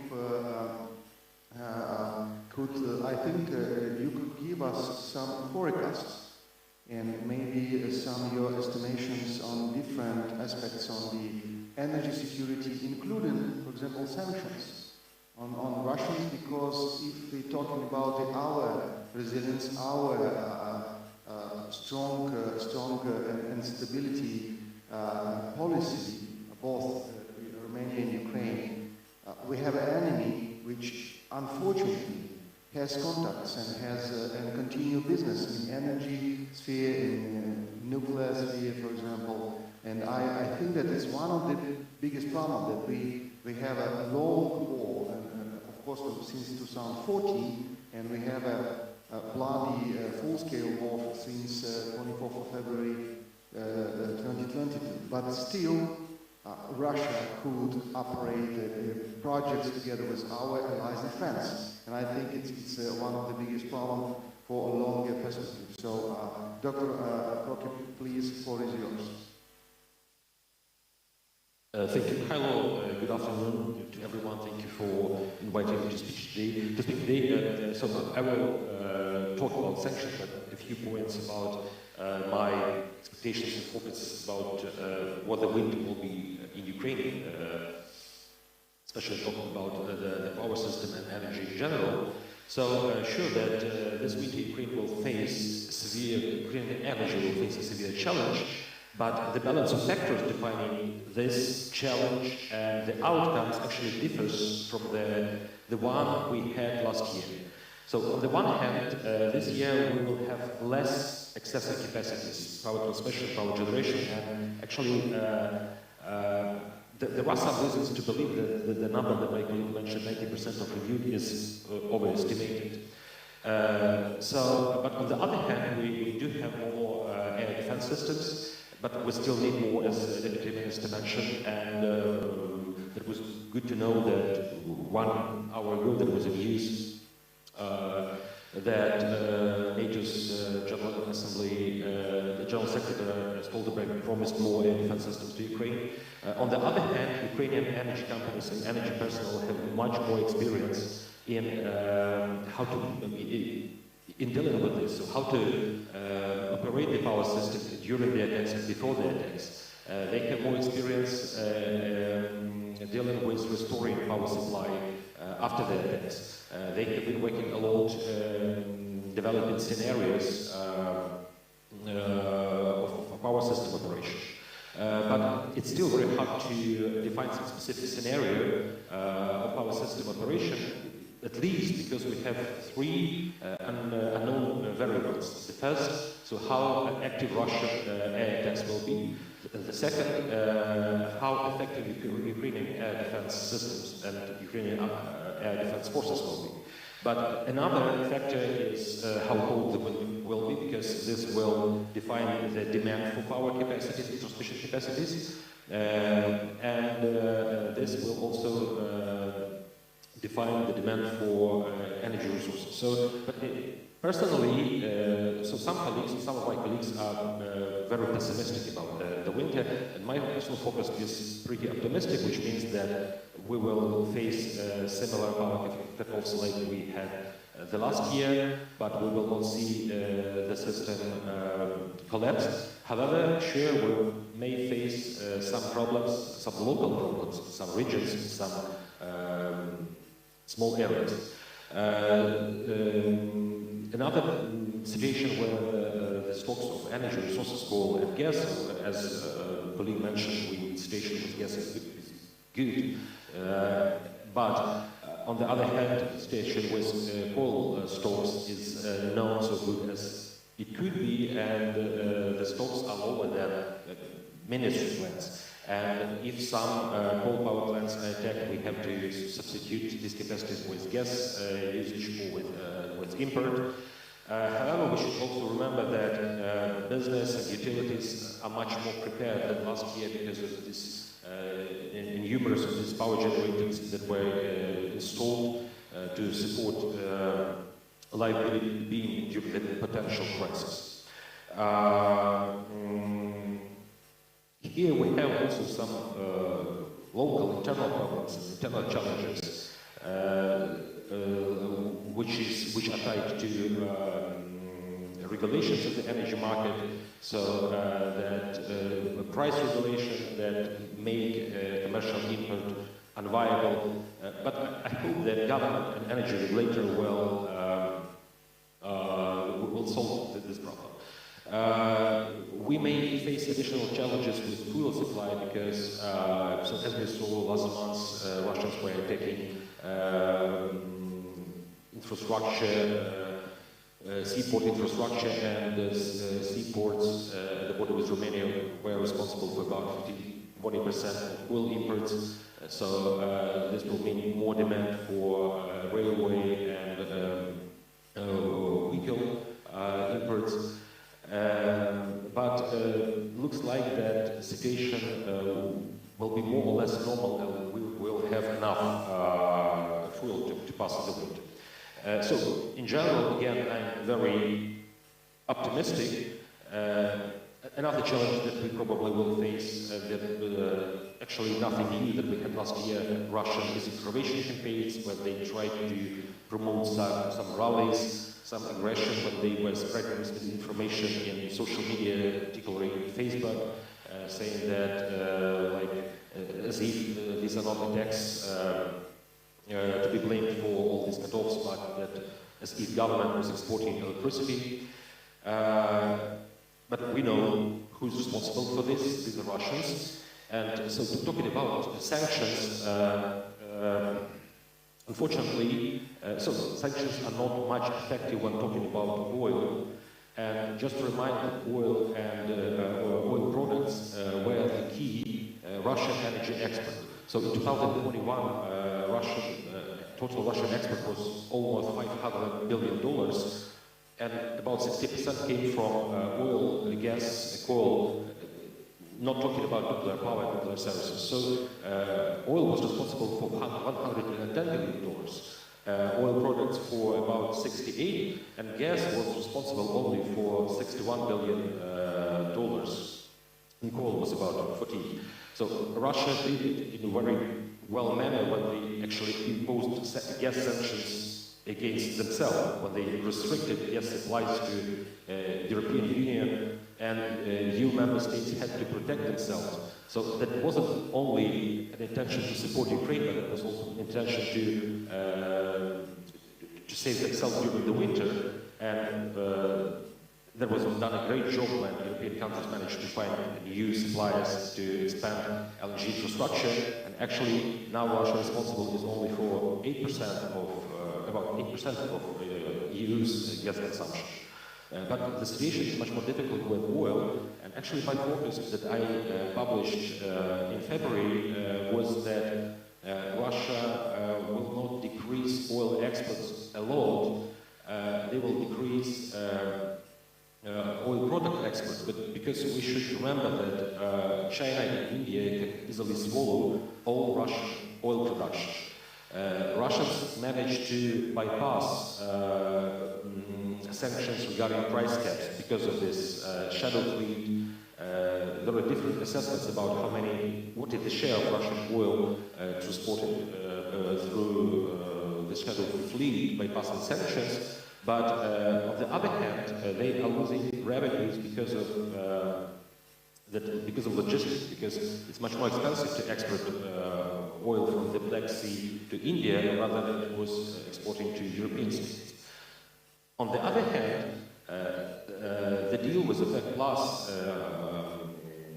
oil production cut. So this increased the price, and this helped Russia to maintain revenues.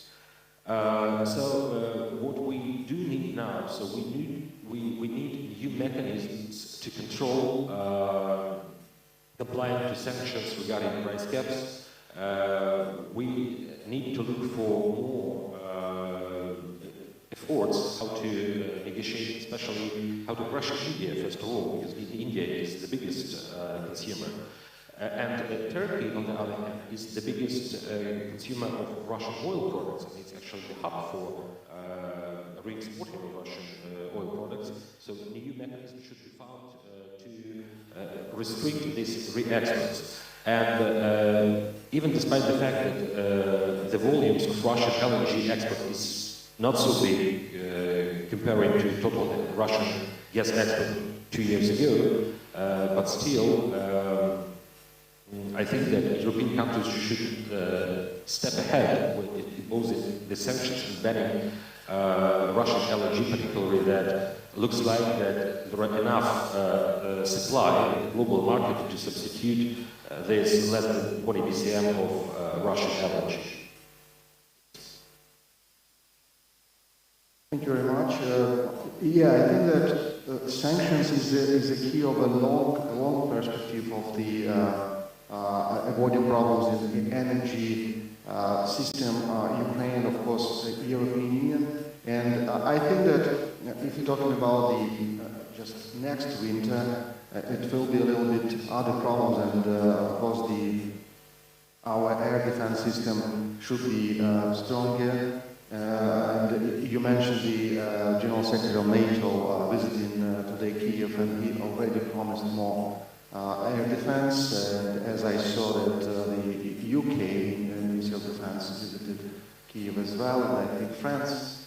So it's kind of, I'm sure that they're talking about the air defense, missile defense, because it's a critical point. If you remember, what is the main goal of Russia? The previous time it was actually genocide of Ukrainian people by using energy and heating to make Ukrainians on the edge of existing.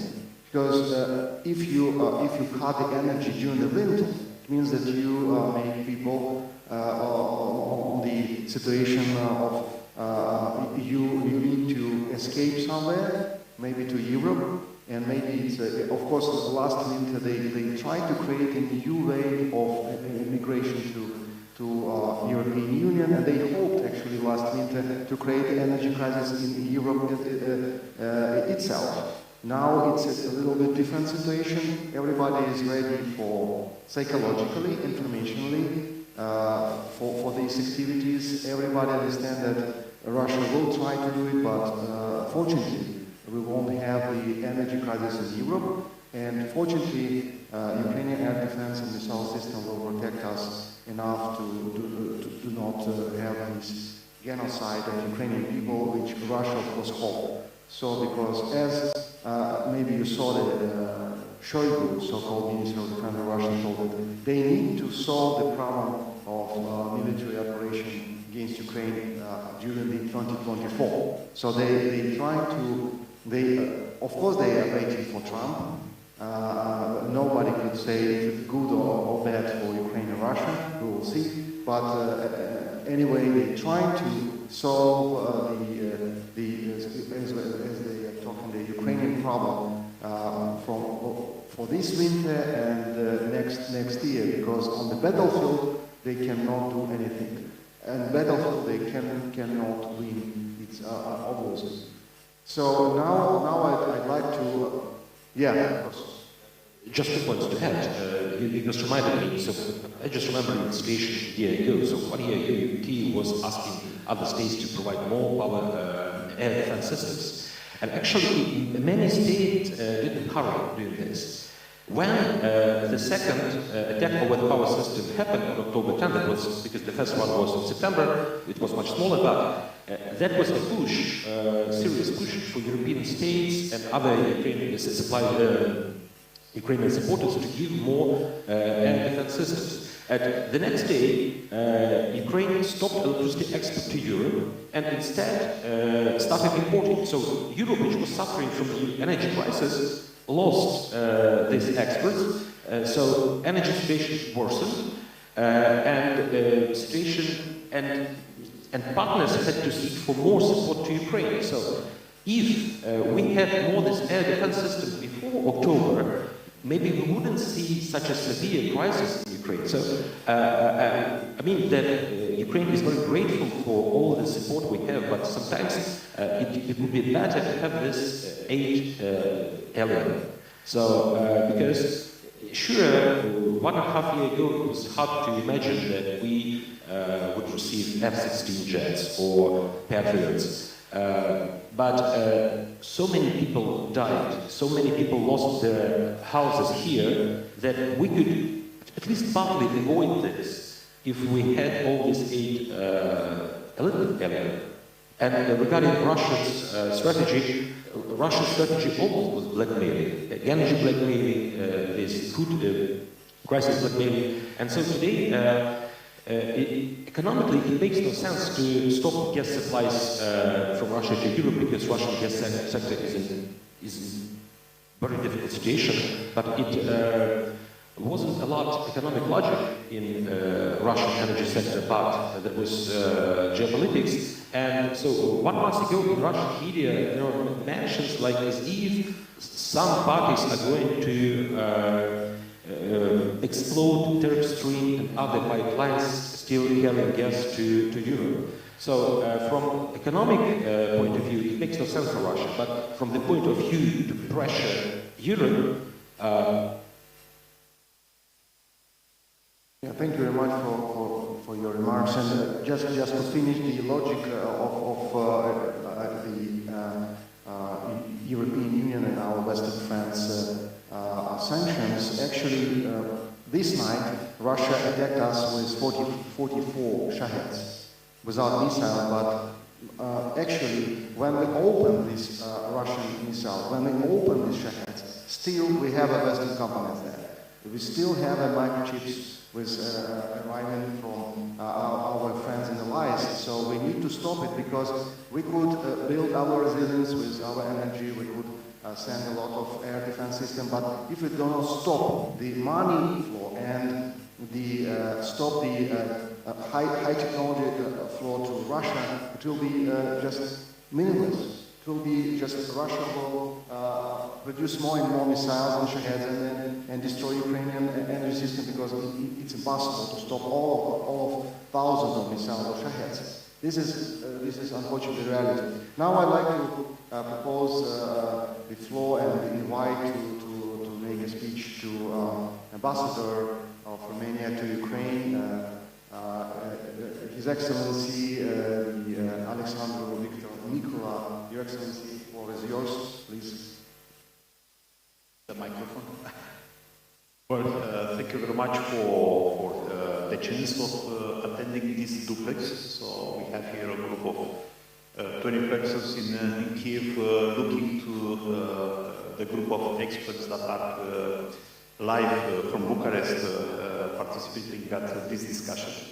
And I don't want to make a long speech, but I want to underline a few ideas, because we are living tragic times, shocking times. No one was expecting at the beginning of last year to see a member of a permanent member of the Security Council attacking full-fledged a sovereign country.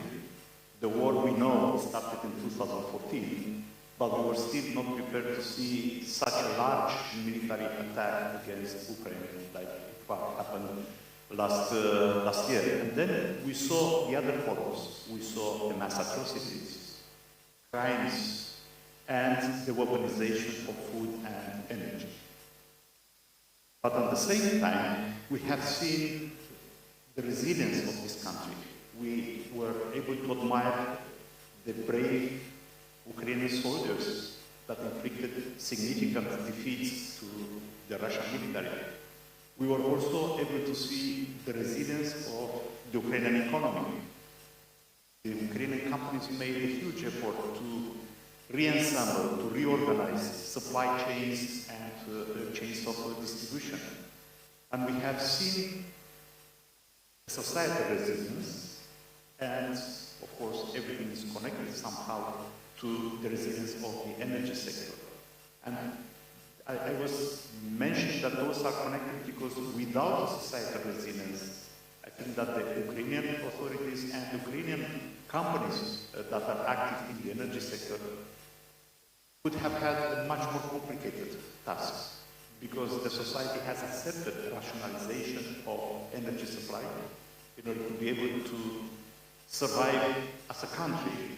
They accepted to have their own personal sacrifices, and at the same time we have seen measures, sometimes improvised but very efficient, in trying to keep this country working during this winter, when it was the target of this relentless and immoral attack of Russia.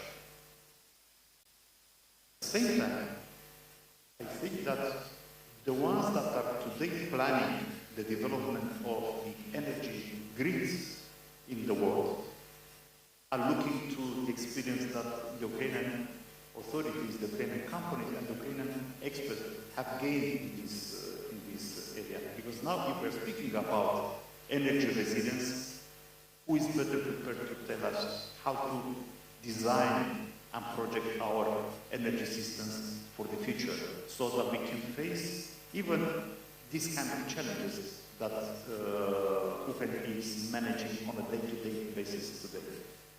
I'm also optimistic about the winter that may come. I think that Ukraine is better prepared to deal with that, and I think that this Rammstein in the energy sector that was created at the end of last year, and their first meeting happened to take place in Bucharest in November last year. I think that this Rammstein in the energy sector will be much more efficient this year in order to support the Ukrainian engineers and companies in keeping their capacities working and in being able to deliver the energy they are producing. Thank you very much for the chance of sharing with you this hybrid format with physical presence here in Kyiv and with a physical and with an online presence there in Bucharest. Thank you very much. All the best. Thank you very much, and I am sending the microphone to George. Thank you. We have 15 minutes for questions and comments, and I encourage also to address questions to our Ukrainian speakers and to use this framework, this duplex between Kyiv and Bucharest. And I want to express gratitude to all of you, dear speakers, and very interesting, very comprehensive your comments. And indeed, Adrian, you are right, because if Russia receives internal revenues $110 billion only from oil export, that means entire Russian defense budget. It seems to be, and I try to be polite, it seems to be that with right hand we give money to Ukraine to resist, and with left hand we give money to Russia buying diesel from India and China, more or less, and indirectly to feed the Russian machine war. And because you have two very experienced representatives from very important institutions here, EU and United Nations, and of course we are, you express your personal assessments, and I want to ask to our dear speakers, Tudor and Andrei, do you see that indeed it's possible to put pressure on India or China to decrease the level of imports from Russia for oil and gas, or this is something almost impossible? Because what was mentioned by our Ukrainian friends, indeed it's real. It's very difficult to resist if Russia will have enough money to continue the war and to not have social problems on social domain, and nothing is happening in terms of Russian society against Putin's approach in Ukraine. What do you think, sir?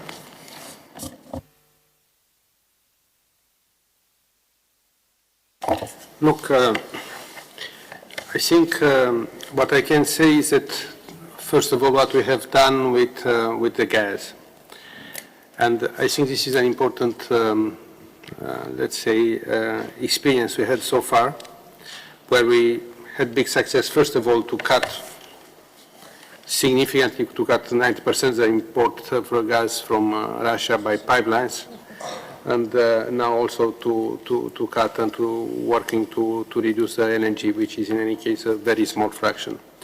And this can only be done also in conjunction with all the measures we have also imposed at European level, and we try to promote also this year this reduction of the energy demand, and asking industry, asking population to reduce the demand. On the other hand, we try to diversify, and diversifying the routes, diversifying the energy carriers. And this is, we proved this with the LNG now, which simply exploded the demand of LNG from the US, but also from other parts of the world.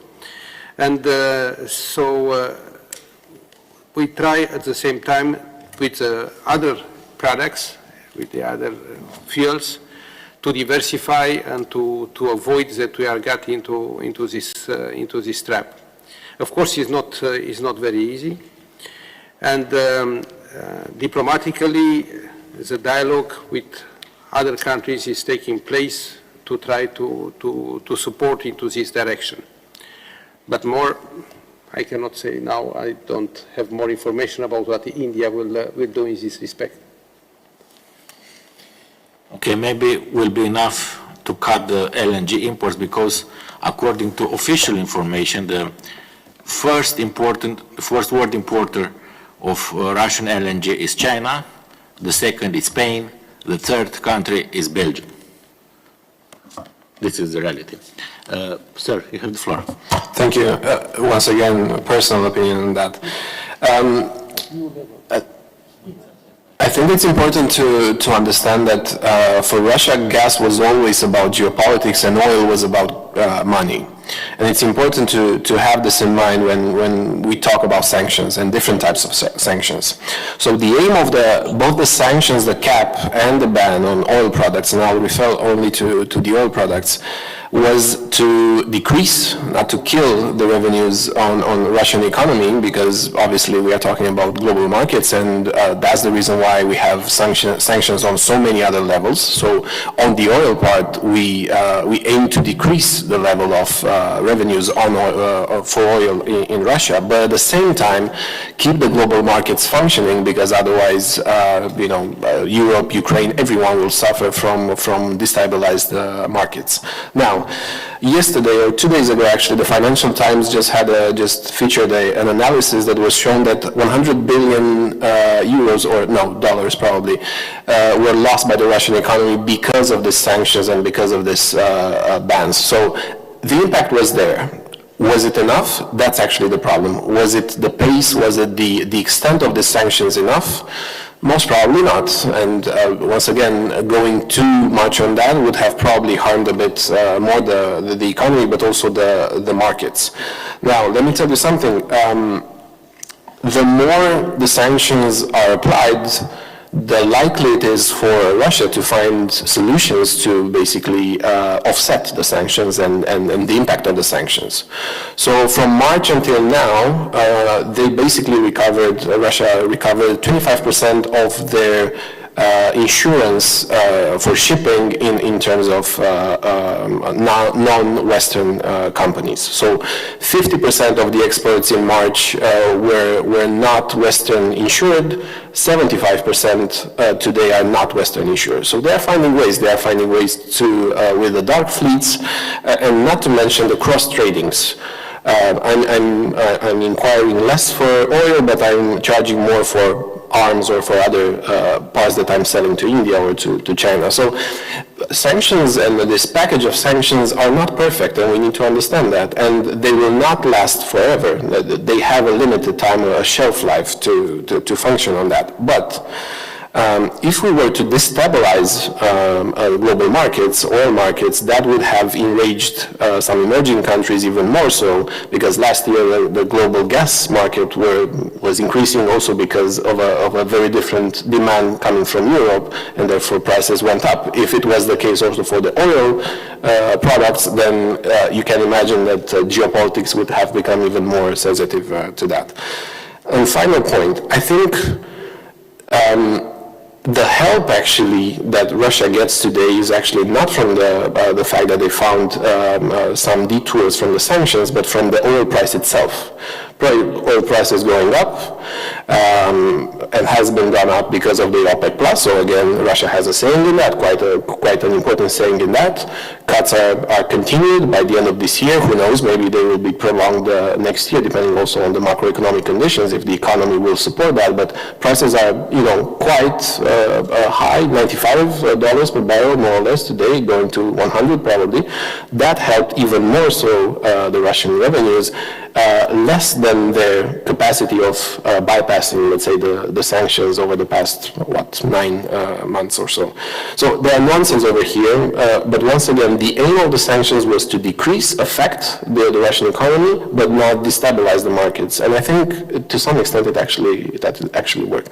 But obviously it's not enough. Thank you very much. Before to pass the floor to Christian, maybe after our Ukrainian friends from Kyiv also have some comments regarding this issue. Christian, you have the floor, please.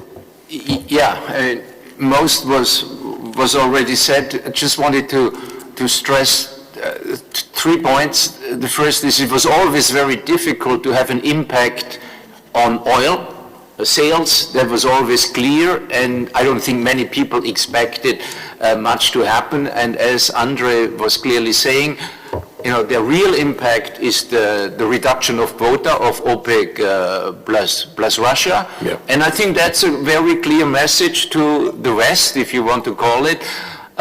People using this to put the West under pressure. And when you go to countries like India, you hear clearly, this is your European war, leave us alone.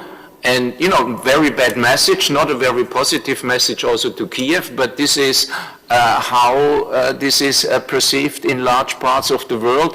And maybe to turn it a little bit more positive, I think Europe has been not very good in engaging with the rest of the world. And that is now, I think, a clear message that we should be engaging much better, much more, and much more seriously in order to, to roll back some of these perceptions. Any comments from Kyiv, please? Yes, we have comments from. Please. Just one remark about India. Of course, we cannot do the pressure of India because India doesn't support sanctions. But do you know how the price for Indian for oil, for Russian oil, which go to India, is formed? It is formed from the price cap, $60 per barrel, and it is formulated from the tariff for transportation. And this tariff for transportation has raised increasingly this year. And this is the way to circumvent these sanctions. That's why the price which is paid by India to Russia is not only $60 per barrel, but it is much more because of this tariff of transportation. And the largest amount of oil for India is now going from Russian Baltic ports. So what can we do? What is needed? The transportation from these ports should be blocked, as it should be blocked from the Black Sea. This is the core idea. The price cap of $60 per barrel is huge, and it should be at level of 25 at $30 per barrel. And of course, the blockage of transportation of Russian oil from the Baltic Sea is needed, because this is truck with tariffs. It makes Russian oil to be at market, the price for Russian oil, it makes market level, like VTI or another one. Another remark also, what is the difference from another year is that, you know, we have now automated unmanned vehicles which reach now energy facilities of Russia deep in Riga.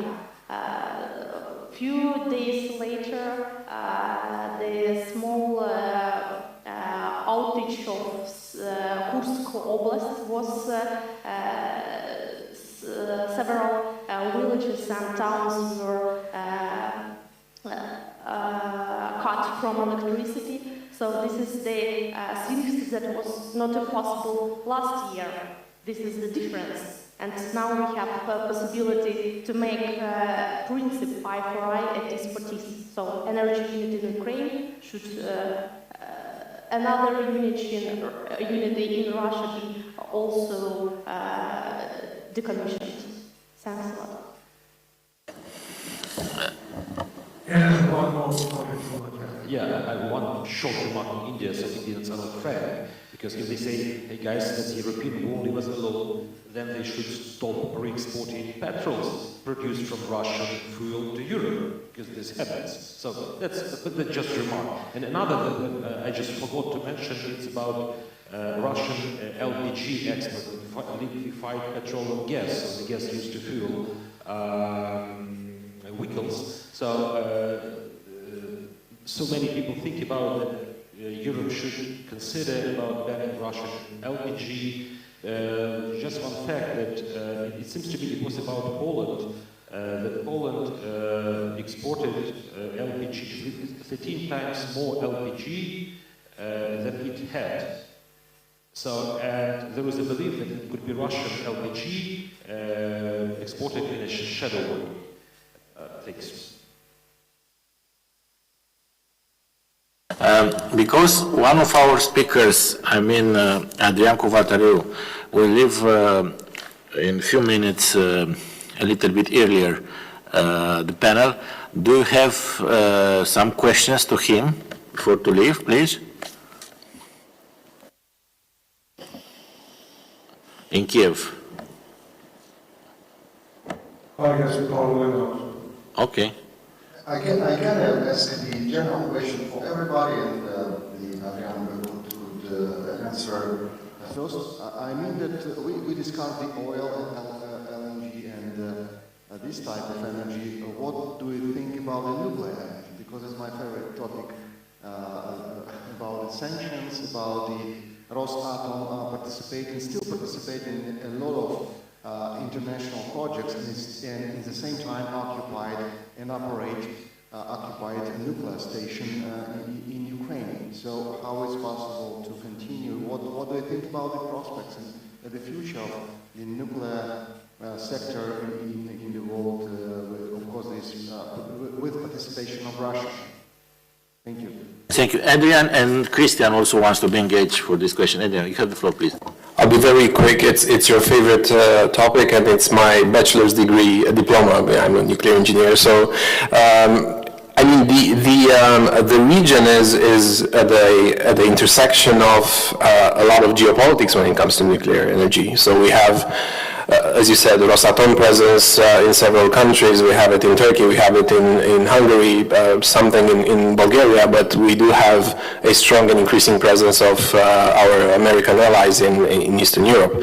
And I believe that that will continue for a couple of years, but I do see the sector of small modular reactors emerging, and I think we are having quite an interesting perspective here in Eastern Europe. Poland, Romania are looking into that, and I think it's a very good decision to look into that. Apart from the technical, let's say, advantages that this brings, it's also a way of securing and building basically resilience when it comes to the energy sector through these technologies that we obviously need to develop, and we need to bring them at a mature level. But nevertheless, it's an interesting region to say the least when it comes to the nuclear sector, and I believe there will be a lot of discussions and, let's say, geopolitics involved in the process in the region in the years and decades to come, because, as you know, the nuclear energy has a very long, let's say, operational life. So quite a lot of things to consider on that. Yeah. Thank you. Thank you. Please, Chris.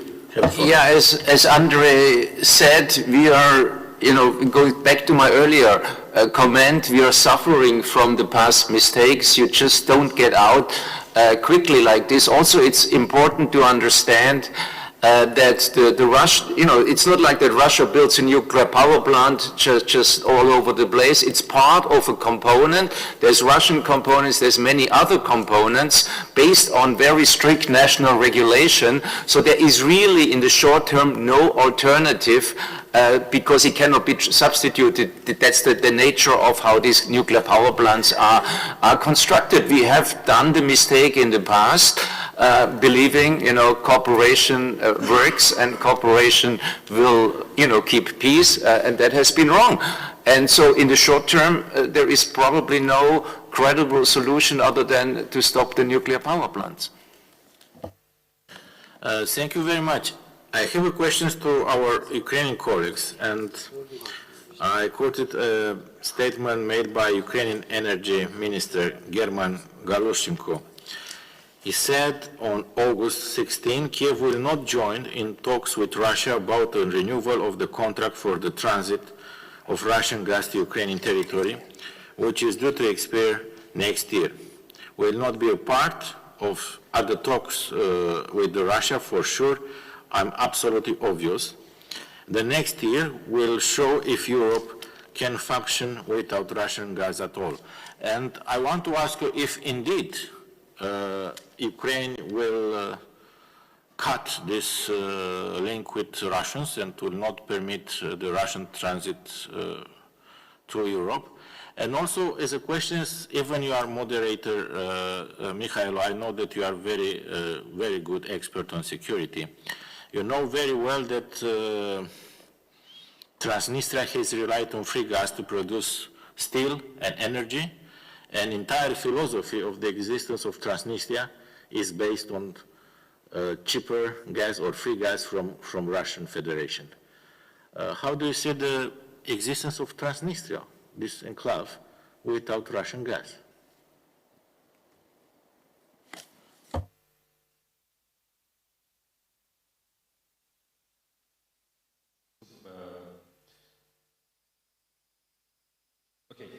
So regarding the gas transit, so I will answer you, just quoting some Ukrainian officials who said that Ukraine will not seek for a new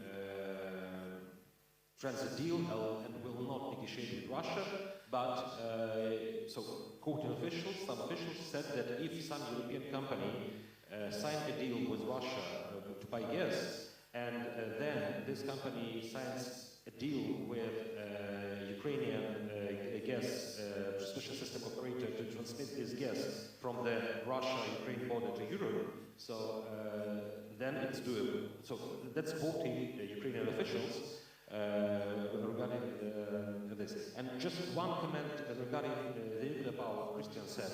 Yes, you're right that nuclear power have a very long horizon of planning, but it's important to prevent Russia to launch new projects in other countries. First of all, let's talk about Africa, because they are considering about new projects in Africa, in Asia, and so that's a problem, that if we allow them to do this right now, we will support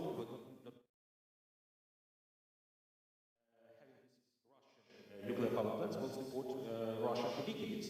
And regarding but how do you do this? How do you do this? How can you stop the South Africans building Russian technology?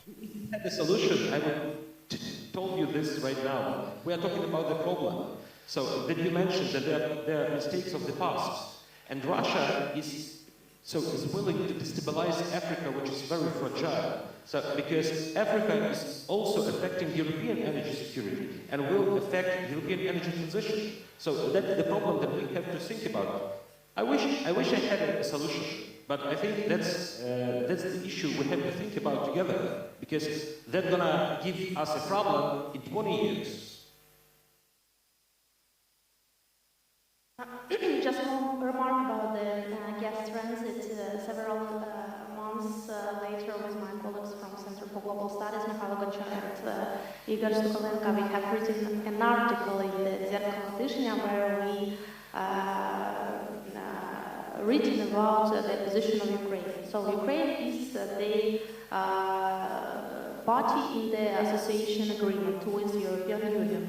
So it has obligations to be a responsible party, and if there will be demand in the European Union for Russian gas, if there will be contracts in the European Union for Russian gas after 2024, then Ukraine will transit this gas to Europe. And of course there will be another agreement on transit. If there will be no import of Russian gas in European Union, of course we would like that there will be no. Of course we would like that there will be no import of piped gas, of LNG. If there will be no, of course Ukraine will not transit it. But if demand will be in Europe, then we should transit. And this is one of our ideas of association agreement, that Ukraine is responsible for its obligation in this legal framework. Oksana, but what about the demand of Transnistria? Because Transnistria is not part of EU. What about this flow of gas, of Russian gas to Transnistria, using the transit over Ukraine? I think that Romania can help Transnistria and Moldova, because there is a pipe on Geopolitics where the gas could be transported from Romania to Moldova, and Romania can help if there will be no gas from Ukrainian territory going to Moldova. So this is one of options for Moldova to survive in this case. Yes, indeed, you have this option, and especially when you have gas from the Black Sea offshore. But the question is, indeed, will cut the transit to Transnistria next year? Yeah, actually, I try to add something to this. First of all, it's a security question. How Ukraine, Moldova, and Romania will solve this problem geopolitically. I not use the word military, but obviously it will be something, because we should get all Russians from this Moldovan territory, I mean the Republic of Moldova. So, and energy, one of the aspects of this situation, not the main one, I think, because the Republic of Moldova should decide for itself how to proceed with this territory, this region of the Republic of Moldova. And next, of course, Ukraine will help to Republic of Moldova to solve all the problems, including energy. And I hope that Romania, together with Ukraine, could help this to Republic of Moldova. Because anyway, we will solve this problem, and we will solve the problem of Transnistria, I hope, very soon.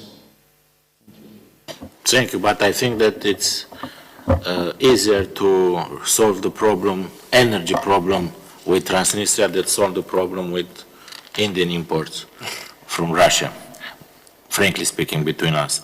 Okay, and Tudor, next year we'll have elections in many European countries, including for European Parliament, and very important to assure the further support for Ukraine. How present will be energy on the electoral agenda? What do you think?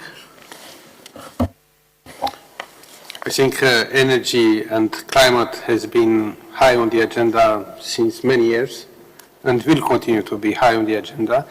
of course, bringing in now some additional elements which will have, and that's why we try to work hard to make sure that they are properly handled.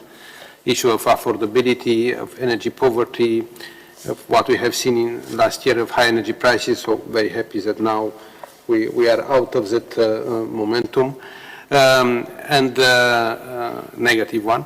And we will try to make sure that at least from the Commission side, we try to offer the solutions which not to transform the discussion on energy security or on decarbonization or the climate into a populistic agenda. But of course, will very much depend on member states as well. Thank you.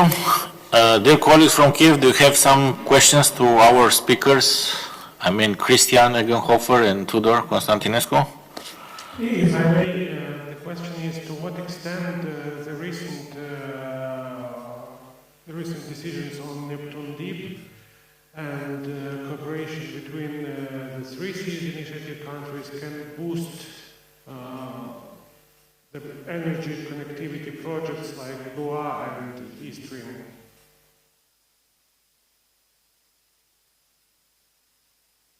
I can only say from our side that we always supporting and we are continuing to support infrastructure across Europe, and with the repower, whatever infrastructure helps diversifying and getting out of this dependence of Russian gas. Now, the next part I think is more for the Romanian side to answer. Yeah, I think, but BUA and this pipeline between Iași and Chișinău, both of them were built with EU support. And I think that to enhance the connectivity between EU countries, it's very important and mandatory to assure resilience. From a Romanian perspective, indeed, in 2027 will be the largest, as Minister BURDUJA mentioned, will be the largest gas producer in EU. We'll have around 7-8 billion cubic meters per year for as minimum 10-12 years. We'll have possibility to cover our domestic consumptions, but also to support some neighbors like Republic of Moldova. We discussed a lot about Republic of Moldova. They have 1.5 billion cubic meters per year domestic consumptions without Transnistria. Transnistria has 2 billion cubic meters. Also, we can help Bulgaria, for instance. They have 2.6 billion cubic meters per year. And also, I think that this gas could be used in the reconstruction process of Ukraine, because a lot of companies could be located in Romanian soil, and also companies involved in the reconstruction process of Ukraine could be located in Romania and use this gas, especially in constructions products. But next year we'll start to build this infrastructure, critical infrastructure on the Black Sea shore, offshore area. And it's not so easy from technical point of view, but also it's important to have in mind possible harassments from Russian side, because even now they blocked an important perimeter in the Bulgarian economic exclusive zone. They used this approach many years ago, since they blocked perimeters in Romanian economic exclusive zone, Bulgarian, even Turkey economic zone, under the pretext of naval exercises. And I think that we can see some pressure from Russian side to harass and to undermine this, this project. And especially we have to act in very difficult condition, because the straits are closed because of the interpretation of Montreux Convention by our Turks friends.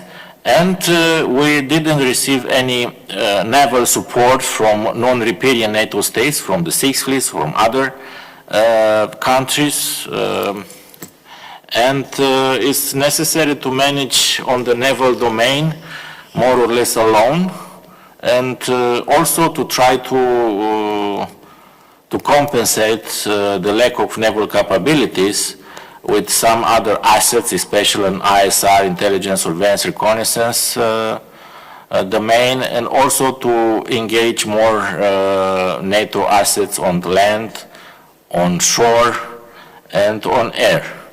And I think that also it's very useful, your experience in terms of drones, naval drones, because it's necessary to have capacity to counteract this possible Russians engagement using drones, using false flag operations. And it's necessary, you know very well, to be prepared for worse when you discuss about Russians.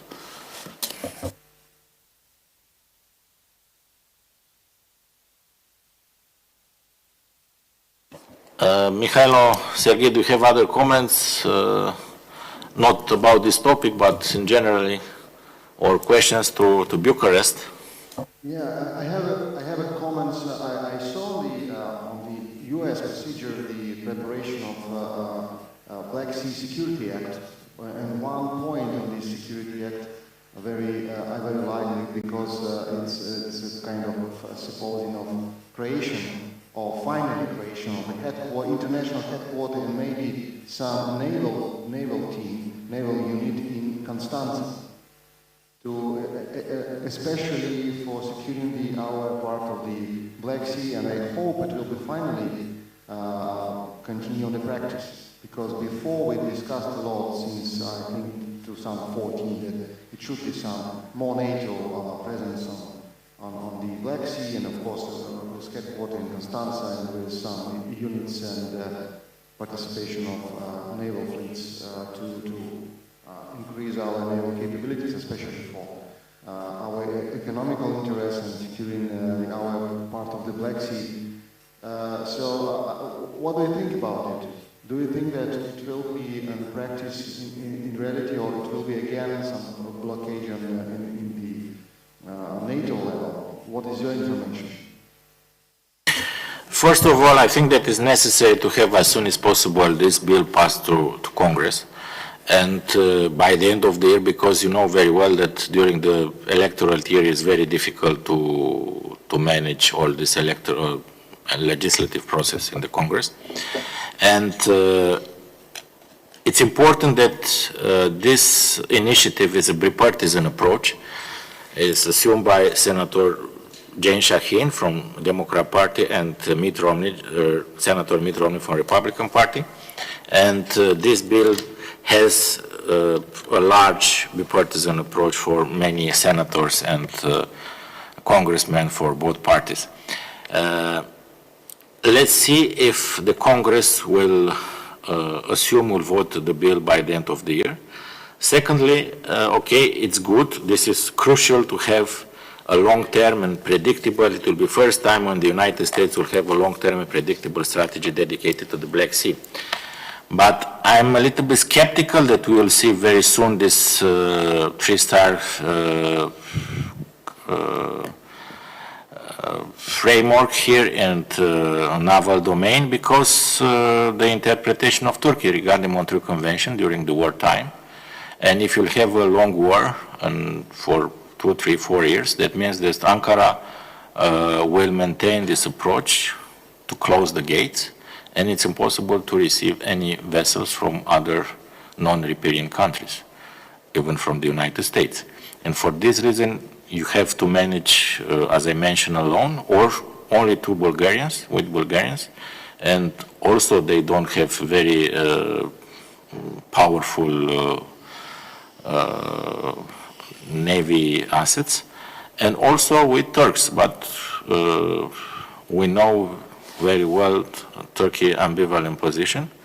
Now we receive some proposal from Turkey side regarding a framework, a common cooperation for demining.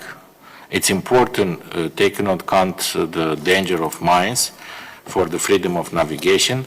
It's the first step of trilateral cooperation, but it's a long way to a common naval NATO commandment here. It's a long way to Tipperary, to mention this British song. Okay. Yeah, okay, actually in Ukraine we have another approach just to destroy the Black Sea Fleet, which is actually ongoing now, and you see the pretty good success on it. So before Congress will approve this act, I hope that it will be half of Black Sea Fleet on action. Do we have some remarks, maybe comments, maybe questions to our colleagues in Romania? No? Don't have it? And Mykhailo, I have a question to you. You mentioned very well, and I think that Adrian also mentioned that your Danube ports are very important for the imports of fuel from EU. 40% of your imports is flowing using this Danube gates. How will manage, because you mentioned very often the importance of the air defense system and to receive more and more air defense system from your allies, and how will manage also to protect your energy infrastructure, especially now during the winter or before the winter, and also to protect your export gates, because even and Romania represents the main gate for Ukrainian export. Now we assure 65% of your export, and we start in March 22 with 300,000 tons of grain flowing through Romania, and now this month will reach 3.2 million tons of grain. It's a huge effort made by Romania, but even we are so committed to improve our capacity export, all depends on Ukraine, how you can protect your critical export infrastructure, your ports on the Danube. We've seen every day, every night, that almost every night, that Russia attack you with tens and tens of drones, Shahed drones. And how will manage to protect critical energy infrastructure and at the same time to maintain open the gate for your export? Basically, it's a simple mathematics. If we have enough air defense in the south system, we will be able to protect our infrastructure. It's impossible to protect all of Ukrainian territory without missile and defense systems, and of course without F-16s. Because when we're asking about the F-16, it's not only about the front line, it's of course about air and missile defense, especially protecting us against cruise missiles and Shaheds. F-16 could have these capabilities, and Ukrainian Soviet origin planes unfortunately have limited options and limited capabilities on the air defense and missile defense. So unfortunately, of course, we will have F-16 after the maybe January or February next year. Pardon. So I think that that's why we're talking even now that our allies could be faster in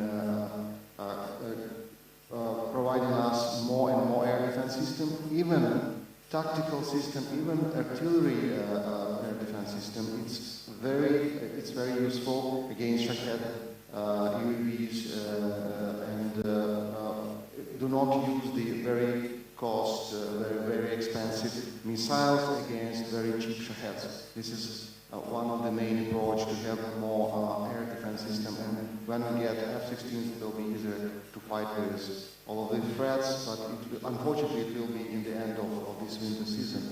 And another approach, of course, is interconnectivity, not only in energy approach, but George, maybe we would think about our common and joint approach in air defense, because NATO countries could help Romania to be more protected in the border area with Ukraine and the close area to our export infrastructure, and protect it together, because even radars, additional radars on Romanian territory, getting target acquisition information and sending to Ukrainian partners will be useful.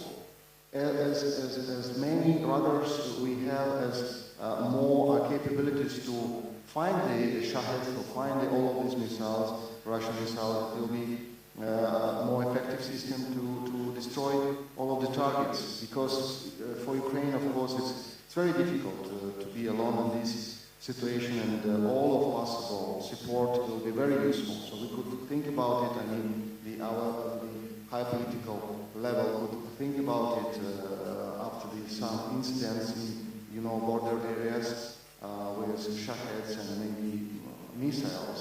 So I think it will be a common approach to solve this problem, or at least to make this problem more sensitive for our experts. Thank you.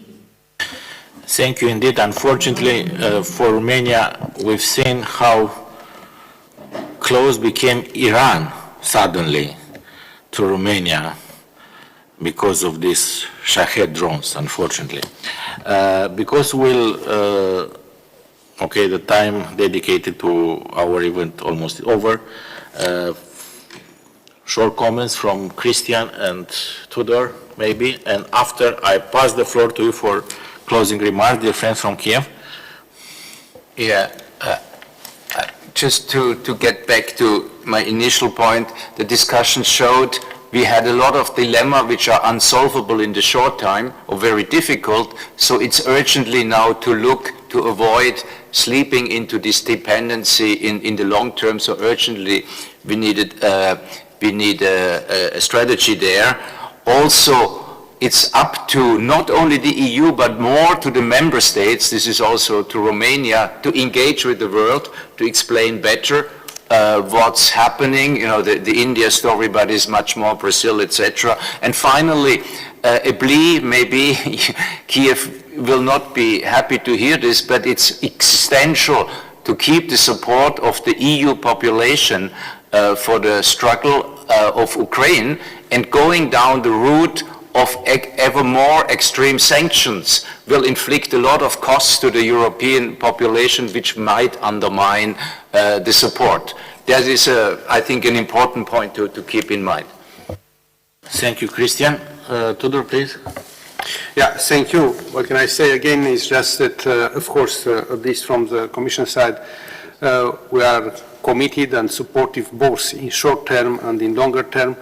We try all the actions necessary to support Ukraine. We have this unique, I would say, support announced by our President of 50 billion euros for 2024-2027, the highest ever in the history of the European Union. But even more, we try on the energy side to clearly have the support focus, and at the same time to work with Ukraine, also in the context of the energy community, to make sure that we help rebuilding and building the new energy system, which is more reliable, more resilient, more decarbonized, less dependent, of course, of certain neighbors, and in particular have a structure and the reforms necessary to secure that it will be fully operational and effective for the future and integrated, hopefully, in the European energy market. Thank you. Thank you very much. Tudor, please, Sergiy and Mykhailo. I will probably start.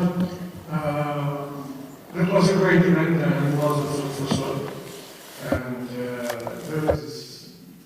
we definitely had a deficit of time, and we could have discussed all this issue for more and more hours.